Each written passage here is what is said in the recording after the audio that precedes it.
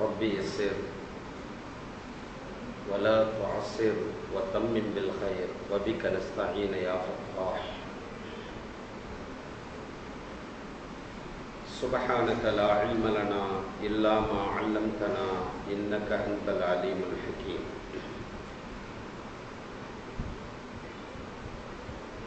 الحمد لله نحمده ونستعينه ونستغفره ونؤمن به ونتوكل عليه ونعوذ بالله من شرور أنفسنا ومن سيئات أعمالنا. من يهده الله فلا مضل له ومن يضلله فلا هادي له. ونشهد أن لا إله إلا الله وحده لا شريك له. ونشهد أن سيدنا مولانا محمدا عبده ورسوله أما بعد. فقد قال الله تعالى في القرآن العظيم والفرقان المجيد: أعوذ بالله السميع العليم من الشيطان الرجيم بفضل بسم الله الرحمن الرحيم. يسألونك عن الساعة أيان مرساها قل إنما علمها عند ربي لا يجليها لوقتها إلا هو ثقلت في السماوات والأرض لا تأتيكم إلا بغتة.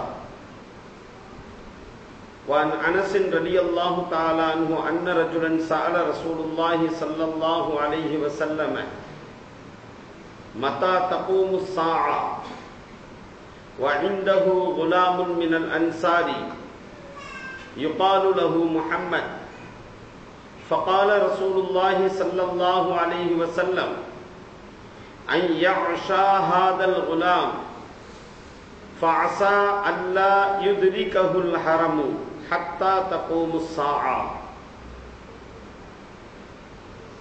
رواه مسلم.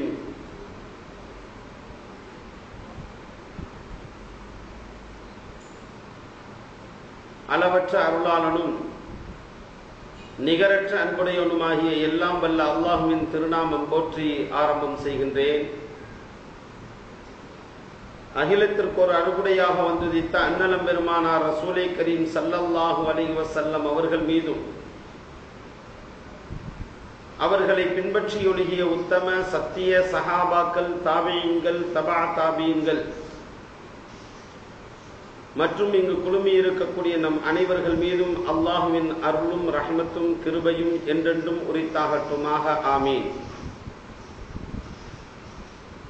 கண்ணியத்திற்குரிய அல்லாஹுவின் நல்லடியார்களே, பெரியோர்களே, தாய்மார்களே, சகோதர சகோதரிகளே, இஸ்லாத்தின் காணிக்கையான சலாத்தினை மொழிந்து இதோ மறுமை என்ற தலைப்பின் கீழ் மறுமையின் அடையாளங்கள் குறித்த சில விஷயங்களை சொல்லி, நம்மை கடந்துவிட்ட அடையாளங்கள், நாம் கண்டுகொண்டிருக்கின்ற அடையாளங்கள், இனிமேல் வரவிருக்கின்ற அடையாளங்கள், இப்படிப்பட்ட விஷயங்களை குர்ஆனிலும் ஹதீஸிலும் இருந்து எப்படி நமக்கு விளக்கி காட்டப்பட்டுள்ளதோ அந்த விஷயங்களை அறிவதற்காக வேண்டி நாம் அமர்ந்திருக்கக்கூடிய இந்த தருணத்திலே அல்லாஹ்வினுடைய அருளும் கிருபையும் நம் மீது என்றென்றும் சொரியட்டுமாக. ஆமீன். அஸ்ஸலாமு அலைக்கும் வரஹ்மத்துல்லாஹி தஆலா வபரகாத்துஹு. அல்லாஹு தஆலா நம்மை படைத்து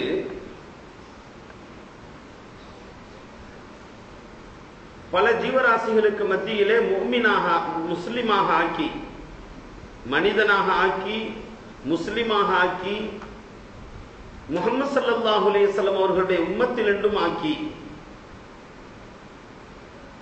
நமக்கு நேர்வழி காட்டுவதற்காக வேண்டிய குர்ஆனையும் ஹதீஸையும் தந்து, அதிலே குறிப்பாக கியாமத் நாள் எப்பொழுது வரும், என்னென்ன அடையாளங்களுடன் அவை துவங்கும் என்பனவற்றை அல்லாஹு தஆலா விளக்கி காட்டுகின்றான். அல்லாஹ்வுடைய தூதர் ஸல்லல்லாஹு அலைஹி வஸல்லம் அவர்கள் சொல்லி காட்டுகின்றார்கள் என்று சொன்னால் அல்லாஹு தஆலா நம் மீது செய்த கிருபையாக இருந்து கொண்டிருக்கின்றார். அல்லாஹ் நினைச்சா இதை சொல்லாமலே கூட கியாமத் நாளை வர வச்சிட முடியும். இன்னென்ன அடையாளங்கள் என்று அல்லாஹ்வினுடைய தூதரினால் வழிகாட்டாமல் கூட கியாமத் நாளை வரவேற்க முடியும். யாரும் கேட்க முடியாது. என்ன திடீர்னு ஒண்ணுமே சொல்லாம அழிச்சிட்டியா அல்லாஹ் இந்த உலகத்தை? ஏன்னா இப்படி ஆயிடுச்சு, நல்லா தானே வாழ்ந்துகிட்டு இருந்தாங்க, திடீர்னு உலகம் அழிஞ்சு போச்சே என்று சொல்வதற்கு யாருக்கும் தகுதி இல்லை. ஆனா இருந்தாலும் அடியார்களுடைய பலகீனத்தை படைத்த ரப்புல் ஆலமீன் ஆகிய அல்லாஹ் அறிந்ததின் காரணத்தினால் அதுக்கு முதல்ல என்னுடைய அடியார்கள் தயார் செஞ்சு கொள்ளட்டும், மறுமைக்காக வேண்டி உள்ள வழிமுறைகளை அவர்கள் தேடிக்கொள்ளட்டும், மறுமையில் வெற்றி பெறுவதற்குரிய வழிமுறைகளை உலகத்தில் செயல்பாட்டின் மூலமாக அவர்கள் பெற்றுக்கொள்ளட்டும் அப்படிங்கிறதுக்காக வேண்டிய எப்ப மறுமை வருது அப்படிங்கறத அல்லாஹு தாலா கருணையின் அடிப்படையால் நமக்கு சொல்லி காட்டியிருக்கிறார். அல்லாஹ்வுடைய கருணை தான், கிருபை தான். அவனுக்கு சொல்லணும்னு அவசியம்லாம் கிடையாது. எப்ப வரும், என்ன வரும், ஏன் வரும், எப்படி வரும், எதுவுமே சொல்லணும்னு அவசியம் கிடையாது. ஆனால் குர்ஆன் நெடுகிலும் நாம் பார்க்கலாம். அதிலும் குறிப்பாக 30வது ஜுசுவினுடைய பல சூறாக்களுடைய துவக்கத்திலே அல்லாஹு தாலா மறுமையினுடைய அடையாளங்களை பற்றியே சொல்லி காட்டுகின்றார். இன்னும் சில சூறாக்களில் இடையில் வரக்கூடிய சில சூறாக்களிலும் அல்லாஹு தாலா மறுமையினுடைய அடையாளங்களை பற்றி சொல்லி காட்டுகின்றார்.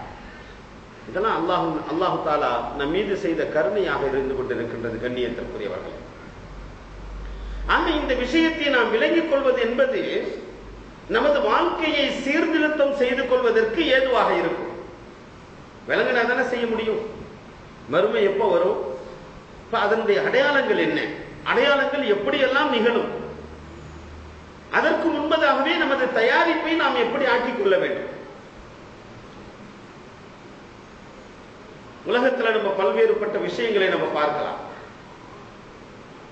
ஒரு பிரயாணத்தை மேற்கொள்ளவிருக்கின்றோம் என்று சொன்னால் அதற்கு முன்பதாக உள்ள பல அறிவிப்புகளை நாம் பார்க்க முடியும்.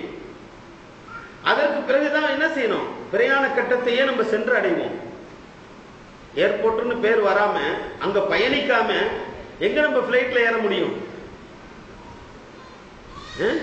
ஆக ஒரு முதன்மையாக நம்ம பல ஏற்பாடுகளை செய்து முடித்ததற்கு பிறகு அந்த கட்டத்தில் சென்று அடைவோம்.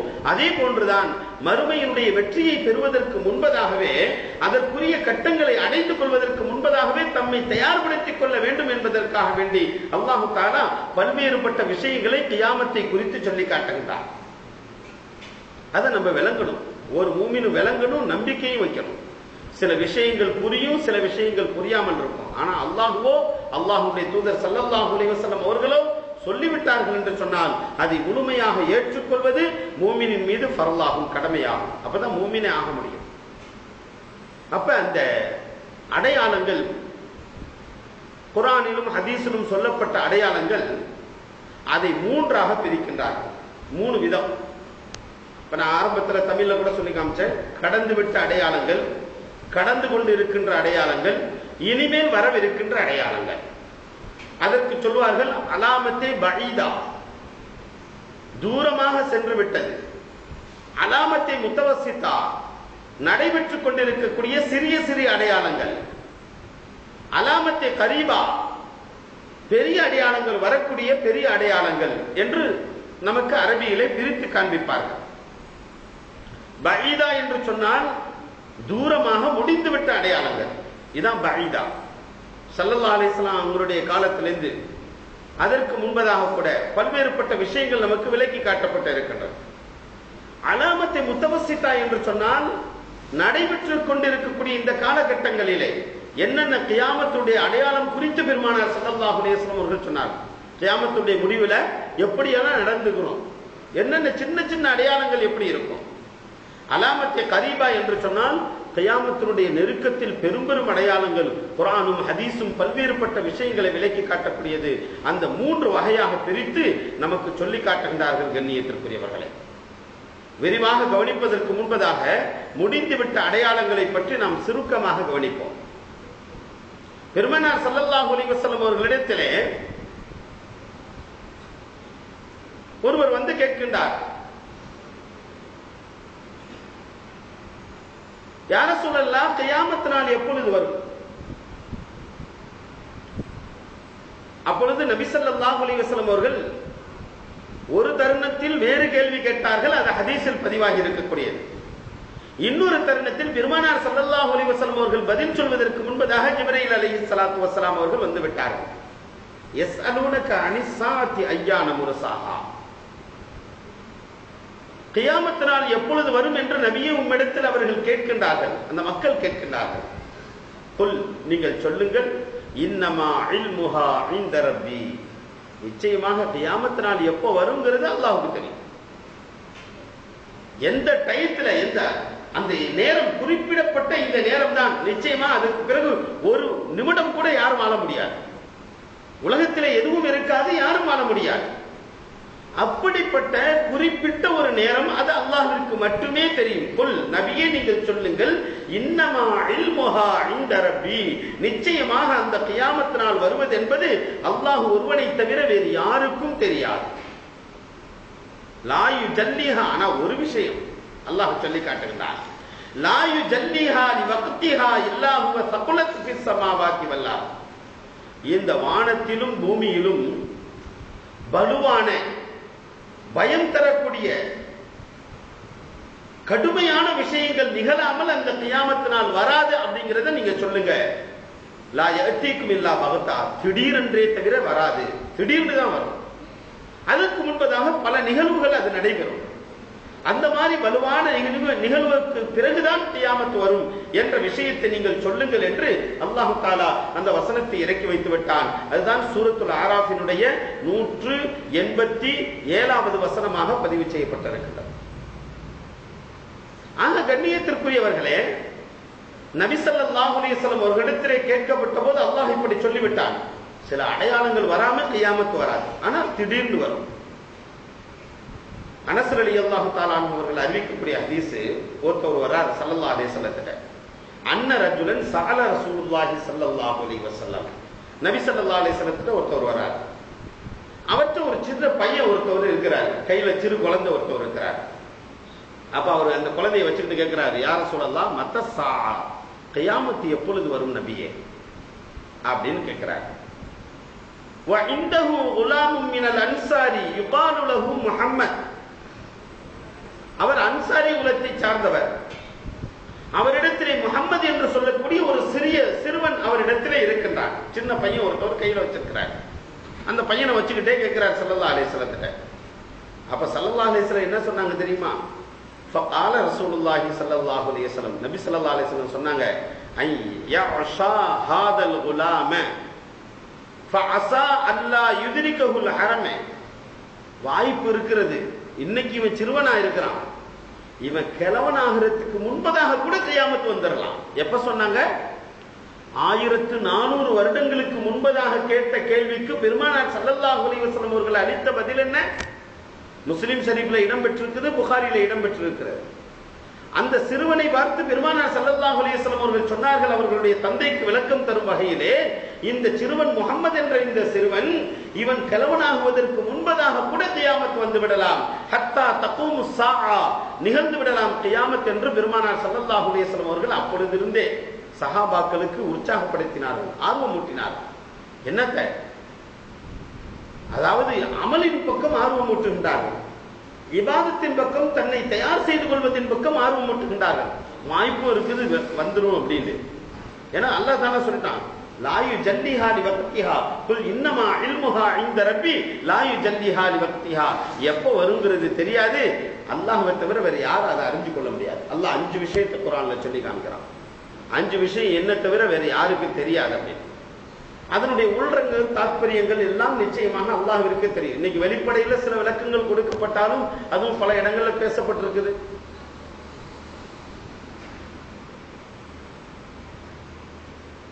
குர்ஆன்ல அல்லாஹ் தஆலா 5 விஷயங்களை சொல்லி காண்பித்து, அந்த 5 விஷயங்களும் அல்லாஹ் ஒருவனை தவிர வேறு யாரும் அறிய முடியாது என்று சொல்லிவிட்டதற்கு பிறகு யாரும் அறிந்து கொள்ள முடியாது. யாருக்கும் அல்லாஹ் சொல்லல, இப்பதான் வரும் அப்படின்னு. அப்ப அந்த 5 விஷயங்கள்ல ஒன்றுதான் கியாமத் எப்பொழுது வரும் அப்படிங்கிறது. அதனாலதான் பெருமானார் ஸல்லல்லாஹு அலைஹி வஸல்லம் என்ன சொன்னாங்க, கியாமத்தை பற்றி எனக்கு தெரியாது, அல்லாஹ் ஒருவன் தான் அறிவான், ஆனா அதனுடைய அடையாளங்கள் பல்வேறுபட்ட விஷயங்கள் இருக்கின்றது என்று நபி ஸல்லல்லாஹு அலைஹி வஸல்லம் அவர்கள் சொல்லி காட்டினார். அதே போன்று நபி ஸல்லல்லாஹு அலைஹி வஸல்லம் வருவதே கியாமத்துடைய அடையாளம். இறுதி நபி அவங்க தான், அதற்கு பிறகு நபி என்பது கிடையாது. இது ஸல்லல்லாஹு அலைஹி வஸல்லத்துடைய வருகை. அதே போன்று சொன்னார்கள் ஸல்லல்லாஹு அலைஹி வஸல்லம் அவர்கள், புஇஸ்து அன வஸ்ஸாஅத்தி கஹாத்தைனி ரவாஹுல் புகாரி வல் முஸ்லிம். நான் அனுப்பப்படுவேன் கியாமத்தினுடைய நெருக்கத்திலே, மிக நெருக்கமாக நான் அனுப்பப்படுவேன். நான் வந்ததுக்கு பிறகு கியாமத் வந்துடும் அப்படின்னு ஸல்லல்லாஹு அலைஹி வஸல்லம் சொன்னாங்க. அதே மாதிரி ஷக்குல் கமர் என்று சொல்லக்கூடிய சந்திரன் பிளக்கக்கூடிய சம்பவமும் கியாமத் நாளுடைய நெருக்கமாகும். ஸல்லல்லாஹு அலைஹி வஸல்லம் அப்பவே சொல்லிட்டாங்க. அதுக்கு பிறகுதான் மக்கத்து குறைஷியர்கள் ஸல்லல்லாஹு அலைஹி வஸல்லத்துல நீங்க நபியா, நீங்க நபின்னு சொன்னா இந்த சந்திரனை பிளந்து காமிங்க அப்படின்னு சொன்னதுக்கு பிறகு ஸல்லல்லாஹு அலைஹி வஸல்லம் பிளந்து காமிச்சாங்க. ஆனா சொன்னாங்க சந்திரன் பிளக்கப்படும். நபியினுடைய வஃபாத்தும் கியாமத்தினுடைய அடையாளம். அதே போன்று சிஃபீன் என்று சொல்லக்கூடிய போர் ஹஸரத் அலியின் கர்ரமல்லாஹு வஜஹா அவர்களுக்கும் ஹஸரத் அன்னி ஆயிஷா ரலியல்லாஹு தஆலா அன்ஹா அவர்களுக்கும் மத்தியிலே ஏற்பட்ட போர். இரண்டு பேரும் ஹக்கின் மீது இருப்பார்கள், சத்தியத்தின் மீது தான் இருப்பாங்க. ஆனா சிலருடைய சூழ்ச்சியினால போர் நடைபெறும் என்று பெருமானார் ஸல்லல்லாஹு அலைஹி வஸல்லம் ஹயாத்தாக இருக்கும் போதே கியாமத்துடைய அடையாளமாக அந்த செய்தியை சொல்லிவிட்டார்கள். ஆயிஷா ரலியல்லாஹு தஆலா அன்ஹா அவர்களுக்கும் அலி ரலியல்லாஹு தஆலா அன்ஹு அவர்களுக்கும். இப்படிப்பட்ட விஷயங்கள்லாம் நடந்து முடிஞ்சு போச்சு. சரி, இப்ப அலாமத்தை முத்தவசித்தா என்று சொல்லக்கூடிய நடைபெறக்கூடிய அடையாளங்கள் என்ன நம்ம அறிஞ்சு வச்சுக்கணும். இதெல்லாம் கியாமத்துடைய அடையாளம். அப்ப இந்த மாதிரி விஷயங்களை விட்டும் நாம் தவிர்த்திருக்கவும் வேண்டும். அதே நேரத்தில் கியாமத்திற்குரிய ஏற்பாட்டையும் நாம் செய்து கொள்ள வேண்டும். கியாமத்தினாலுக்குரிய ஏற்பாட்டையும் நாம் செஞ்சு கொள்ள வேண்டும். இன்னைக்கு நிறைய விஷயங்கள் அதை வச்சே சர்ச்சை பண்ணி சர்ச்சைக்குள்ளாக்கி அந்த விஷயங்கள் எல்லாம், தேவையில்லாத விஷயங்கள் எல்லாம் சர்ச்சைக்குள்ளாக்கி ஈமானை போக்கிவிடக்கூடிய சூழ்நிலை தான் இன்று உருவாகி இருக்கின்றது. ஆயினால் அந்த விஷயத்தை தெளிவாக தெரிந்து கொள்ள வேண்டும். ஸல்லல்லாஹு அலைஹி வஸல்லம் அவர்கள் அலாமத்தை பஈதா என்று சொல்லக்கூடிய முடிந்துவிட்ட அடையாளங்களை பற்றி இப்பொழுது நாம் கவனித்தோம். அதே போன்று முத்தவசித்தா என்று சொல்லக்கூடிய நடைபெற்றுக் கொண்டிருக்கக்கூடிய சிறிய சிறிய அடையாளங்களை பற்றி நபி ஸல்லல்லாஹு அலைஹி வஸல்லம் அவர்கள் பல்வேறுபட்ட ஹதீஸிலே, ஆயிரக்கணக்கான ஹதீஸ் இருக்கு, நிறைய சின்ன சின்ன இடங்களா. ஆனால் ஒரு நேரத்தில் மட்டும் ஸல்லல்லாஹு அலைஹி வஸல்லம் அவங்க என்ன செஞ்சாங்க,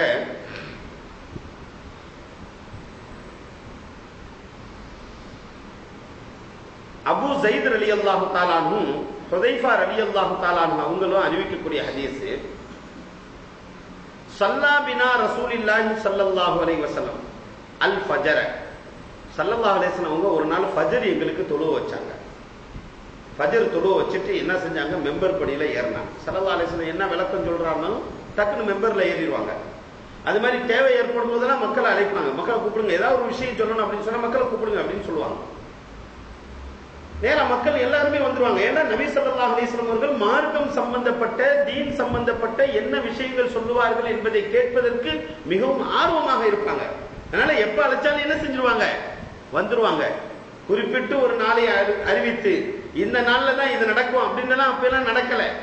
ஏன்னா அப்ப பலன் எதிர்பார்க்காத, மறுமையினுடைய நலனை மட்டும் நாடி, அல்லாஹ்வுடைய பொருத்தத்தை மட்டும் நாடி அந்த செயல்பாடுகள் நடைபெற்றுக் கொண்டிருந்ததின் காரணத்தினால் எப்பையெல்லாம் தேவைப்படுமோ அப்பொழுதெல்லாம் மக்களுக்கு அறிவிப்பு செய்வார்கள். மக்கள் கூடி விடுவாங்க.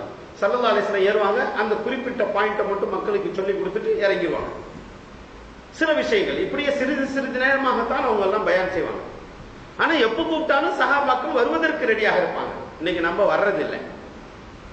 அதனாலதான் என்ன செய்யப்படுது, எப்ப கூப்பிட்டாலும் வரமாட்டீங்க, சரி மாசத்துல 3வது வாரத்திலேயாச்சும் ஒரு ஞாயிற்றுக்கிழமை வாங்க, காலையில வந்து ரொம்ப நேரம் பயான் நடக்கும், அதுக்கு பிறகு சாப்பாடுலாம் இருக்கும், எல்லா விஷயமும் வரும் அப்படின்னு சொன்னதுக்கு பிறகும் நம்ம என்ன செய்யணும், மார்க்க விஷயம் தானே பொறுமையா போய்க்குவோம் அப்படின்னு நம்ம இருக்கிறதுனாலதான் இப்ப ரொம்ப நேரம் பயான் வைக்க வேண்டியதா இருக்கு.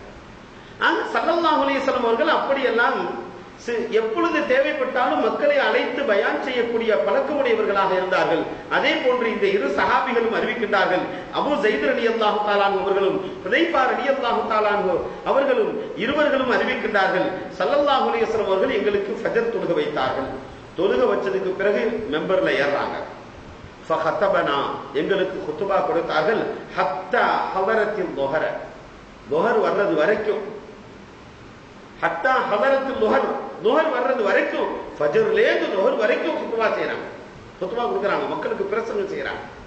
அப்புறம் ஃபஸல்லா சும்ம ஸஈதல் மிம்பர, ஃபநஸல அதற்கு பிறகு இறங்குகின்றார்கள். பிறகு லொஹர் தொழு வைக்கிறாங்க. லொஹர் தொழு வச்சுட்டு மீண்டும் மெம்பர் படியில ஏறுறாங்க. மெம்பர் படியில ஏறி மீண்டும் ஹத்தபனா எங்களுக்கு ஹுத்பா கொடுத்தாங்க, மார்க்க விஷயங்களுக்கு சொன்னாங்க. ஹத்தா ஹவரத்தில் அஸ்ர் வந்துருச்சு. ஃபஜருக்கு ஆரம்பிச்சவங்க லொஹர் வரைக்கும் ஹுத்பா கொடுத்தாங்க. லொஹருக்கு பிறகு இறங்குனாங்க, தொழு வச்சாங்க. அதுக்கு பிறகு மெம்பர்ல ஏறுறாங்க. அஸ்ர் வரைக்கும் ஹுத்பா கொடுக்கறாங்க. ஹத்தா ஹவரத்தில் அஸ்ர் வந்துருச்சு. சும்மா நஸல அஸ்ர் தொழுகைக்காண்டி இறங்குறாங்க. ஃபஸல்லா என்ன செய்யறாங்க, தொழு வைக்கிறாங்க. சும்மா சைதல் மிம்பர இடையில சாப்பாடுலாம் கொடுக்கலங்க, திருப்பி ஏறுறாங்க மெம்பருக்கு. சரியான ஹதீஸ். ஹத்தா ஹவரத்தில் அஸ்ர், அப்புறம் அஸ்ர் படிக்கிற அஸ்ர் தொழு வச்சுட்டு மேல ஏறாங்க, குத்துபா கொடுக்கறாங்க. அப்புறம் ஹத்தா அவரத்தி ஷம்சு குருபத்தி ஷம்சு, சூரியன் மறைவது வரை பெருமானார் ஸல்லல்லாஹு அலைஹி வஸல்லம் குத்துபா கொடுத்தாங்க. அப்புறம் அக்பரனா, இது வரைக்கும் எப்ப ஃபஜ்ர்ல இருந்து ஆரம்பிச்சு சூரியன் மறைவது வரை பெருமானார் ஸல்லல்லாஹு அலைஹி வஸல்லம் அவர்கள் அன்றைய ஒரு தினம் குத்துபா கொடுத்துக்கிட்டே இருக்கின்றார்கள். தொழுகைக்காக வேண்டி மட்டும் இறங்கி தொழுக வைக்கின்றார்கள். அப்ப அந்த நேரத்தில் சொல்றாங்க, ஃபஅக்பரனா பிமா கான வ பிமா ஹுவ காயினுன் ஃபஅலம்னா அஹ்ஃபத்னா. எங்களிடத்துல கியாமத் நாளை பத்தியே பேசினாங்க. அந்த ஒரு நாள் ஃபுல்லா ஸல்லல்லாஹு அலைஹி வஸல்லம் கியாமத் நாளுடைய அடையாளங்களை பத்தியே பேசினாங்க. நாங்க என்ன செஞ்சோம், அவங்க சொன்னாங்க ஃபஅலம்னா, நாங்க அறிந்து கொண்டோம். நபி என்ன சொல்றாங்க அப்படின்னு ஆர்வமா கேட்டோம், அறிஞ்சு கொண்டோம். நம்மள மாதிரிலாம் சுறுசுறுப்பு இல்லாம உட்காரல, நல்லா ஸ்ட்ராங்கா உட்கார்ந்தாங்க. என்ன வார்த்தை வருது, அதை பத்தி என்ன சொல்றாங்க. இப்ப நம்ம சொல்றது அல்லாஹ் சொன்னதாகத்தான், அல்லாஹ்வுடைய தூதர் சொன்னதாகத்தான். அப்ப அவங்க என்ன சொல்றாங்க, ஃபாலம்னா நாங்கள் அறிந்து கொண்டோம், அஹ்ஃபத்னா நாங்கள் மனப்பாடம் செஞ்சிட்டோம். என்ன விஷயம் சொன்னாங்க அப்படிங்கறத ஃபுல்லா நாங்க மனனம் விட்டு விட்டோம், மனப்பாடம் செஞ்சிட்டோம். எங்களுக்கு எல்லாம் மனப்பாடம் ஆயிடுச்சு. ஸல்லல்லாஹு அலைஹி வஸல்லம் கியாமத்தை குறித்து எவ்வளவு நேரம் பேசினார்கள், என்ன விஷயங்கள் சொன்னார்கள், எல்லாவற்றையும் நாங்கள் அறிந்து கொண்டோம், மனனமும் விட்டுக் கொண்டோம்.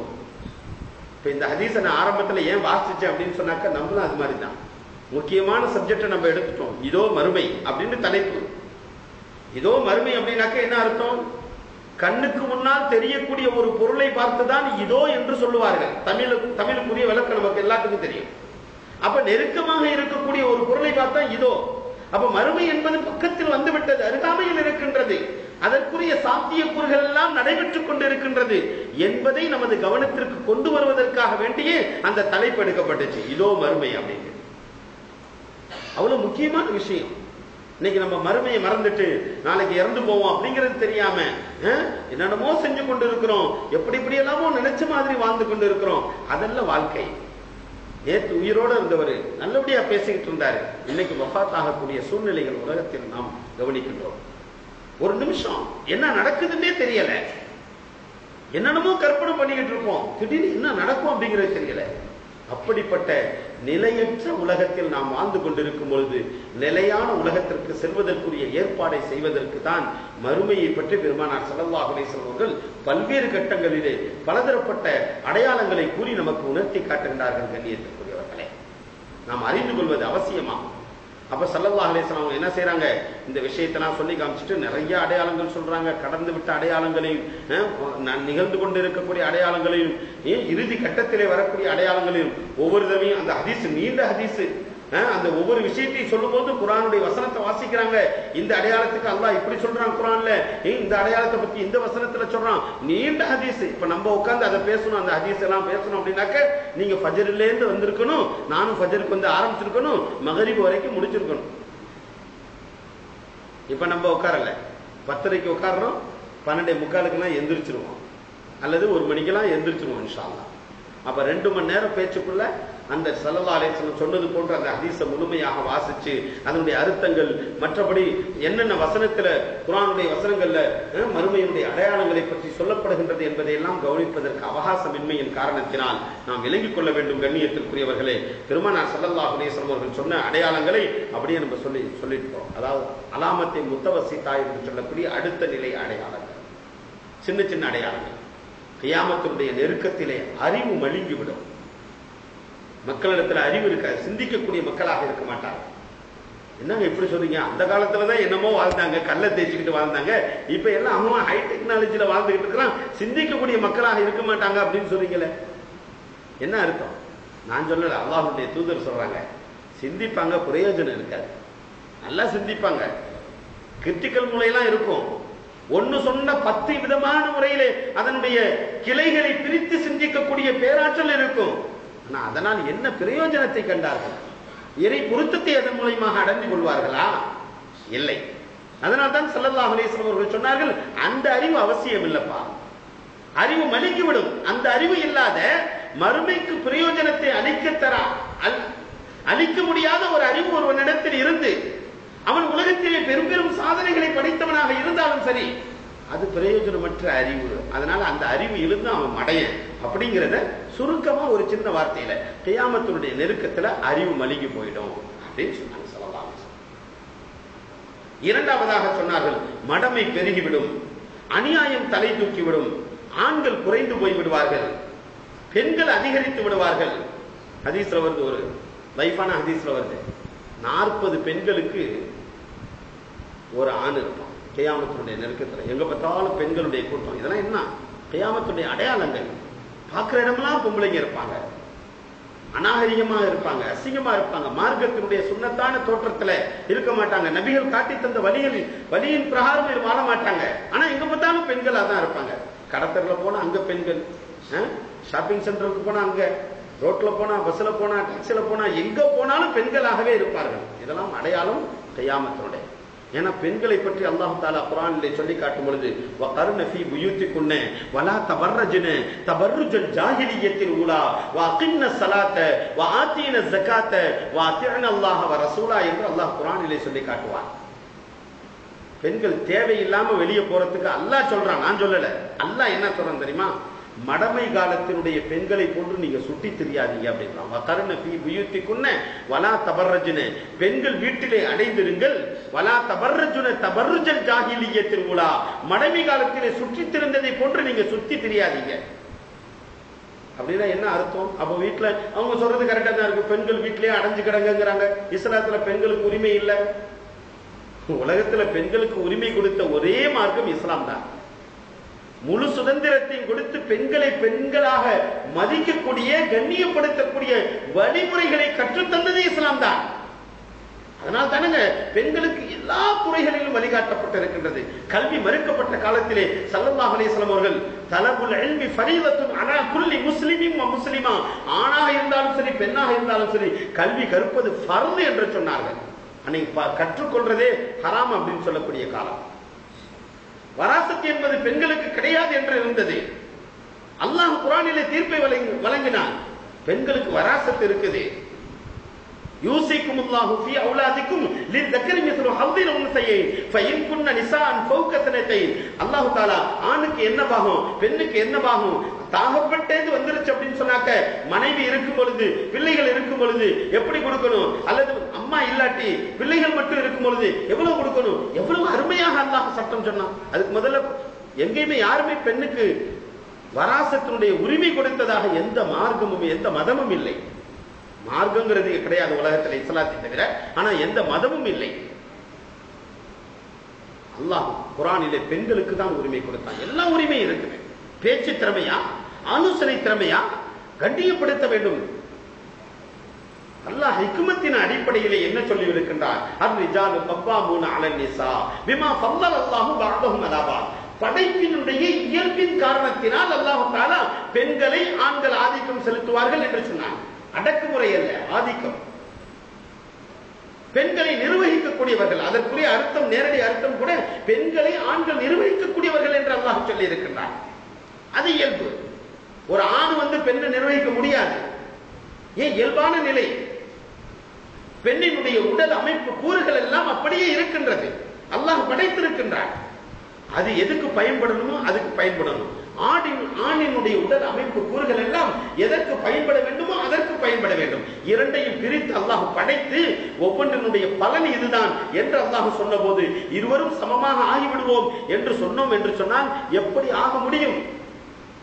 கண்ணியத்தில் இருவரும் சமமாக இருக்கலாம், தக்வாவில் இருவரும் சமமாக இருக்கலாம், உரிமை பெறுவதில் சமமாக இருக்கலாம். ஆனா எல்லா செயலும் நாங்க ஆம்பளைங்க மாதிரி செய்யணும் அப்படின்னு சொன்னாக்க அப்புறம் ஒவ்வொன்றும் கேள்விக்குறியாக ஆகிவிடும்.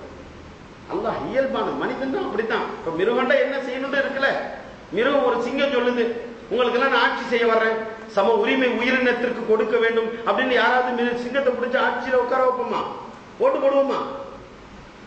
அப்ப நம்மளுடைய சிந்தனை ஒத்துக்கொள்ளாது. அதே போன்றுதான் சில வழிகளை ஷரியத் சொல்லி காட்டுகின்றது. கண்ணியப்படுத்த வேண்டும், மேன்மைப்படுத்த வேண்டும், தனக்குள்ள உணர்வுகளை பகிர்ந்து கொள்ள வேண்டும், அவர்களை மரியாதை குறைவாக நடத்தக்கூடாது. பெண்கள் சிறந்தவர்கள், எனது கண்ணிற்கு எனது கண் குளிர்ச்சி பெண்களில் இருக்கின்றது என்று பெருமானார் ஸல்லல்லாஹு அலைஹி வஸல்லம் அவர்கள் சொல்லி இருக்கின்றார்கள். இவ்வளவு விஷயத்தை சொல்லப்பட்டிருக்கு. மார்க்கத்தில் பெண்களை தரை குறைவாக சொல்லவில்லை. ஸல்லல்லாஹு அலைஹி வஸல்லம் ஒவ்வொரு கட்டத்திலும் பெண்களை முன்னிறுத்தி அவர்களிடத்திலிருந்து ஆலோசனை வாங்கி இருக்கின்றார்கள். அவர்களுக்கு நல்ல ஆலோசனை தந்திருக்கின்றார்கள். முழுமையான உரிமை கொடுத்திருக்கின்றார்கள். உரிமை கொடுத்து கண்ணியப்படுத்தக்கூடிய விதத்தில் ஒன்றுதான் பெண்கள் தேவையில்லாம வெளியில சுத்தக்கூடாதுன்னு சொல்றது. எதுக்கு? கண்ணியப்படுத்தக்கூடிய விதத்தில் அதுவும் ஒன்று. வெளியே போனாக்க என்ன ஆகும் அப்படிங்கறத நம்ம கவனிச்சுக்கிட்டு தான் இருக்கிறோம். ஷரியத்திற்கு புறம்பாக நடைபெறும் பொழுது உள்ள சூழ்நிலைகளை அனுபவிக்காமல் இல்லை, உலகம் பூராவும் அனுபவித்துக் கொண்டிருக்கின்றது. ஆனா அதெல்லாம் கண்ணை மூடிக்கிட்டு என்ன செய்வோம்? புதிய அறிவு வந்துருச்சு, இந்த மடமைன்னு சொன்னான்ல அல்ல, அது மாதிரி புதிய அறிவு வந்துருச்சுன்னு நம்ம பேச ஆரம்பிச்சிருவோம். இது சிலருடைய வாதம். இல்லை, இஸ்லாம் தான் பெண்களுக்கு முழு உரிமையும் தந்தது, அவர்களை கண்ணியப்படுத்தியது, அவர்களை மேன்மைப்படுத்தி காட்டியது. அதே நேரத்தில் அல்லாஹ் ஏன் சொல்லுகின்றான் என்று சொன்னா, தேவையில்லாம நீங்க போகாதீங்க, தேவையில்லாம சுத்தாதீங்க. பல பித்தனாக்கள் வரும், நம்ம கண்ணியமா தான் இருப்போம், பல பிரச்சனைகள் வருதுல, பல பித்தனாக்கள் வருதுல. அதனால்தான் நபியுடைய மனைவியை பார்த்து எல்லாம் சொல்லி காட்டினான். மடமை காலத்தை போன்று பெண்கள் வெளியே சுற்றி திரியாதீர்கள் என்று அல்லாஹ் வமைய குழுத்தினுடைய 6வது வசனத்தில் அல்லாஹ் 3வது வசனம் பிறகு அல்லாஹ் சொல்லி காட்டுகின்றார். வமைய குழுத்தினுடைய ஜுசுவினுடைய இவ்வளவு பெரிய விஷயம் இருக்குது அப்படின்னு சொன்னாக்க, பெண்களை மதிக்கின்றது மார்க்கம், அவர்களை கண்ணியப்படுத்துகின்றது, அவர்களுக்கு முழுமையான உரிமை கொடுக்கின்றது. இன்னைக்கு எதுக்கெடுத்தாலும் பெண்களை கொண்டு வந்து முன்னால நிறுத்தி வச்சு அவங்களை இழிவுபடுத்தி கேவலப்படுத்தி சாதாரணமான ஒரு அற்பமான ஒரு பொருளை விற்கிறதுக்கு கூட ஒரு பொம்பளையை கொண்டு வர்றான், பக்கத்துல நிறுத்துறான், இச்சையோடு அதை பார்க்கறதுக்கு எல்லா ஆண்களையும் தூண்டுறான். அதற்கு பிறகு அவன் பணம் சம்பாதிச்சுட்டு போறான். இதான் கண்ணியமா? இதான் அவர்களுக்கு கொடுக்கக்கூடிய உரிமையா?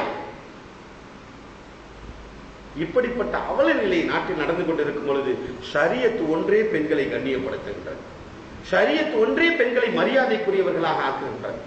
நிச்சயமாக நாம் தவறான சிந்தனையில் இருக்கின்றோம் என்பதை நாம் விளங்கிக் கொள்ள வேண்டும். கண்ணியத்திற்குரியவர்கள், பெருமானார் ஸல்லல்லாஹு அலைஹி வஸல்லம் அவர்கள் அதை சொல்லி காட்டினார். கியாமத்துடைய அடையாளத்துல பெண்கள் பெரிய போயிடுவாங்க.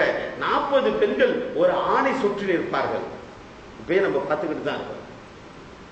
நவுது பில்லாஹி, அனாச்சாரமான இடங்களில் எப்படியெல்லாமோ நடைபெறுகின்ற அது பெருமானார் ஸல்லல்லாஹு அலைஹி வஸல்லம் அவர்கள் சொன்ன அந்த வார்த்தை. அதே போன்று தகப்பனுக்கு முந்தி பிறந்தவன் போல் மகன் தந்தையிடம், நீ என்னுடைய தந்தை அப்படிங்கிறதுக்கு என்ன ஆதாரம் இருக்குன்னு கேட்பான். கியாமத்தினுடைய அடையாளத்துல ஒண்ணு, பெத்த தகப்பன்ட்ட வந்து என்ன சொல்லுவான், நீ என் தந்தைங்கிறதுக்கு என்ன ஆதாரம் இருக்கு அப்படின்னு சொல்லுவான். என்னமோ இவன் தான் அவனை பெற்றது மாதிரி. காலம் வந்துருச்சு, வந்து கொண்டு நிகழ்ந்து கொண்டு இருக்கின்றது. நபி ஸல்லல்லாஹு அலைஹி வஸல்லம் அவர்கள் அன்றே சொல்லிவிட்டார். அதே போன்று சொன்னார்கள், கொலை பெருகிவிடும், கொள்ளை பெருகிவிடும், குழப்பம் அதிகரித்துவிடும், பெண்களிடத்தில் வெட்கமின்மை ஆகிவிடும், சிறியோர்கள் பெரியோர்களை மதிக்க மாட்டார்கள், பெற்றோர்களை துன்புறுத்துவார்கள், அனாதையினுடைய சொத்தை அபகரிப்பார்கள், காலுக்கு செருப்பு கூட இருக்காது, உடம்பை மறைக்க கூட துணி இருக்காது. ஆனா என்ன செய்வாங்க அப்படின்னு சொன்னாக்க, பெரிய பெரிய மாளிகைகளை அவர்கள் கட்டுவார்கள். அப்படி வாழ்ந்திருப்பாங்க ஒரு நேரத்துல. இப்ப நம்ம சொல்லுவோம்ல, என்னுடைய எளிமையான வாழ்க்கை எப்படி அப்படின்னு சொன்னாக்க, அவர் சொல்லுவார், சாப்பிட கூட எனக்கு நிலைமை சரியில்லாம இருந்துச்சு. ஆனால் ஒரு காலம் வரும், அவரும் பணக்காரராய் அவரும் பெரிய மாளிகையில வாழ்வாரு, அதெல்லாம் மறந்துட்டு வாழ்வாரு, அது வேற விஷயம். ஆனால் அல்லாஹ் தஆலா அப்படி செல்வத்தை விசாலமாக ஆக்கி விடுவார். அத நம்ம நிறைய விளக்கங்களை ஸல்லல்லாஹு அலைஹி வஸல்லம் சொல்றாங்க. ஹதீஸ்ல பார்ப்போம், மகனின் தயவில் தாய் இருப்பது ஸல்லல்லாஹு அலைஹி வஸல்லம் அவங்க சொன்னாங்க. அபூ ஹுரைரா ரலியல்லாஹு தஆலா அவர்கள் அறிவிக்கக்கூடிய ஹதீஸ், புகாரியினுடைய 4777வது ஹதீஸாக பதிவு செய்யப்பட்டிருக்குது. ஸல்லல்லாஹு அலைஹி வஸல்லம் என்ன சொன்னாங்க, மகனின் தயவில் தாய் இருப்பது அது எப்படி அப்படிங்கிற விளக்கம் சொல்லும்போது சொன்னாங்க, ஒரு பெண்மணி தன்னுடைய எஜமானனை பெற்றெடுத்தல். ஒரு பெண் என்ன செய்வா, தன்னுடைய எஜமானா யாரு, தன்னை நிர்வகிக்கக்கூடியவன், பெற்றெடுக்கிறதுனா பிள்ளையா தானே இருக்க முடியும்.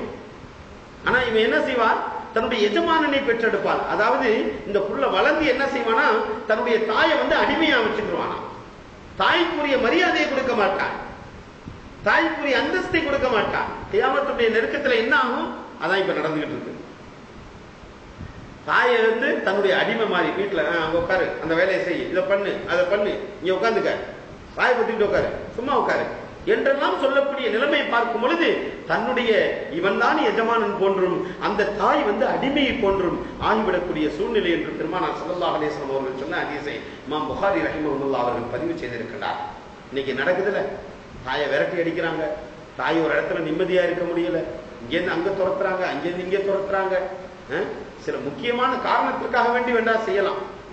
என்ன செய்யறது அப்படின்னு சொன்னா, எல்லாரும் வீட்லயும் இருந்துட்டு வரட்டும், அன்பாக, கண்ணிய குறைவு, உள்ளத்தை அல்லாஹ் பார்க்கிறான், உள்ளத்தை அல்லாஹ் பார்க்கிறான்.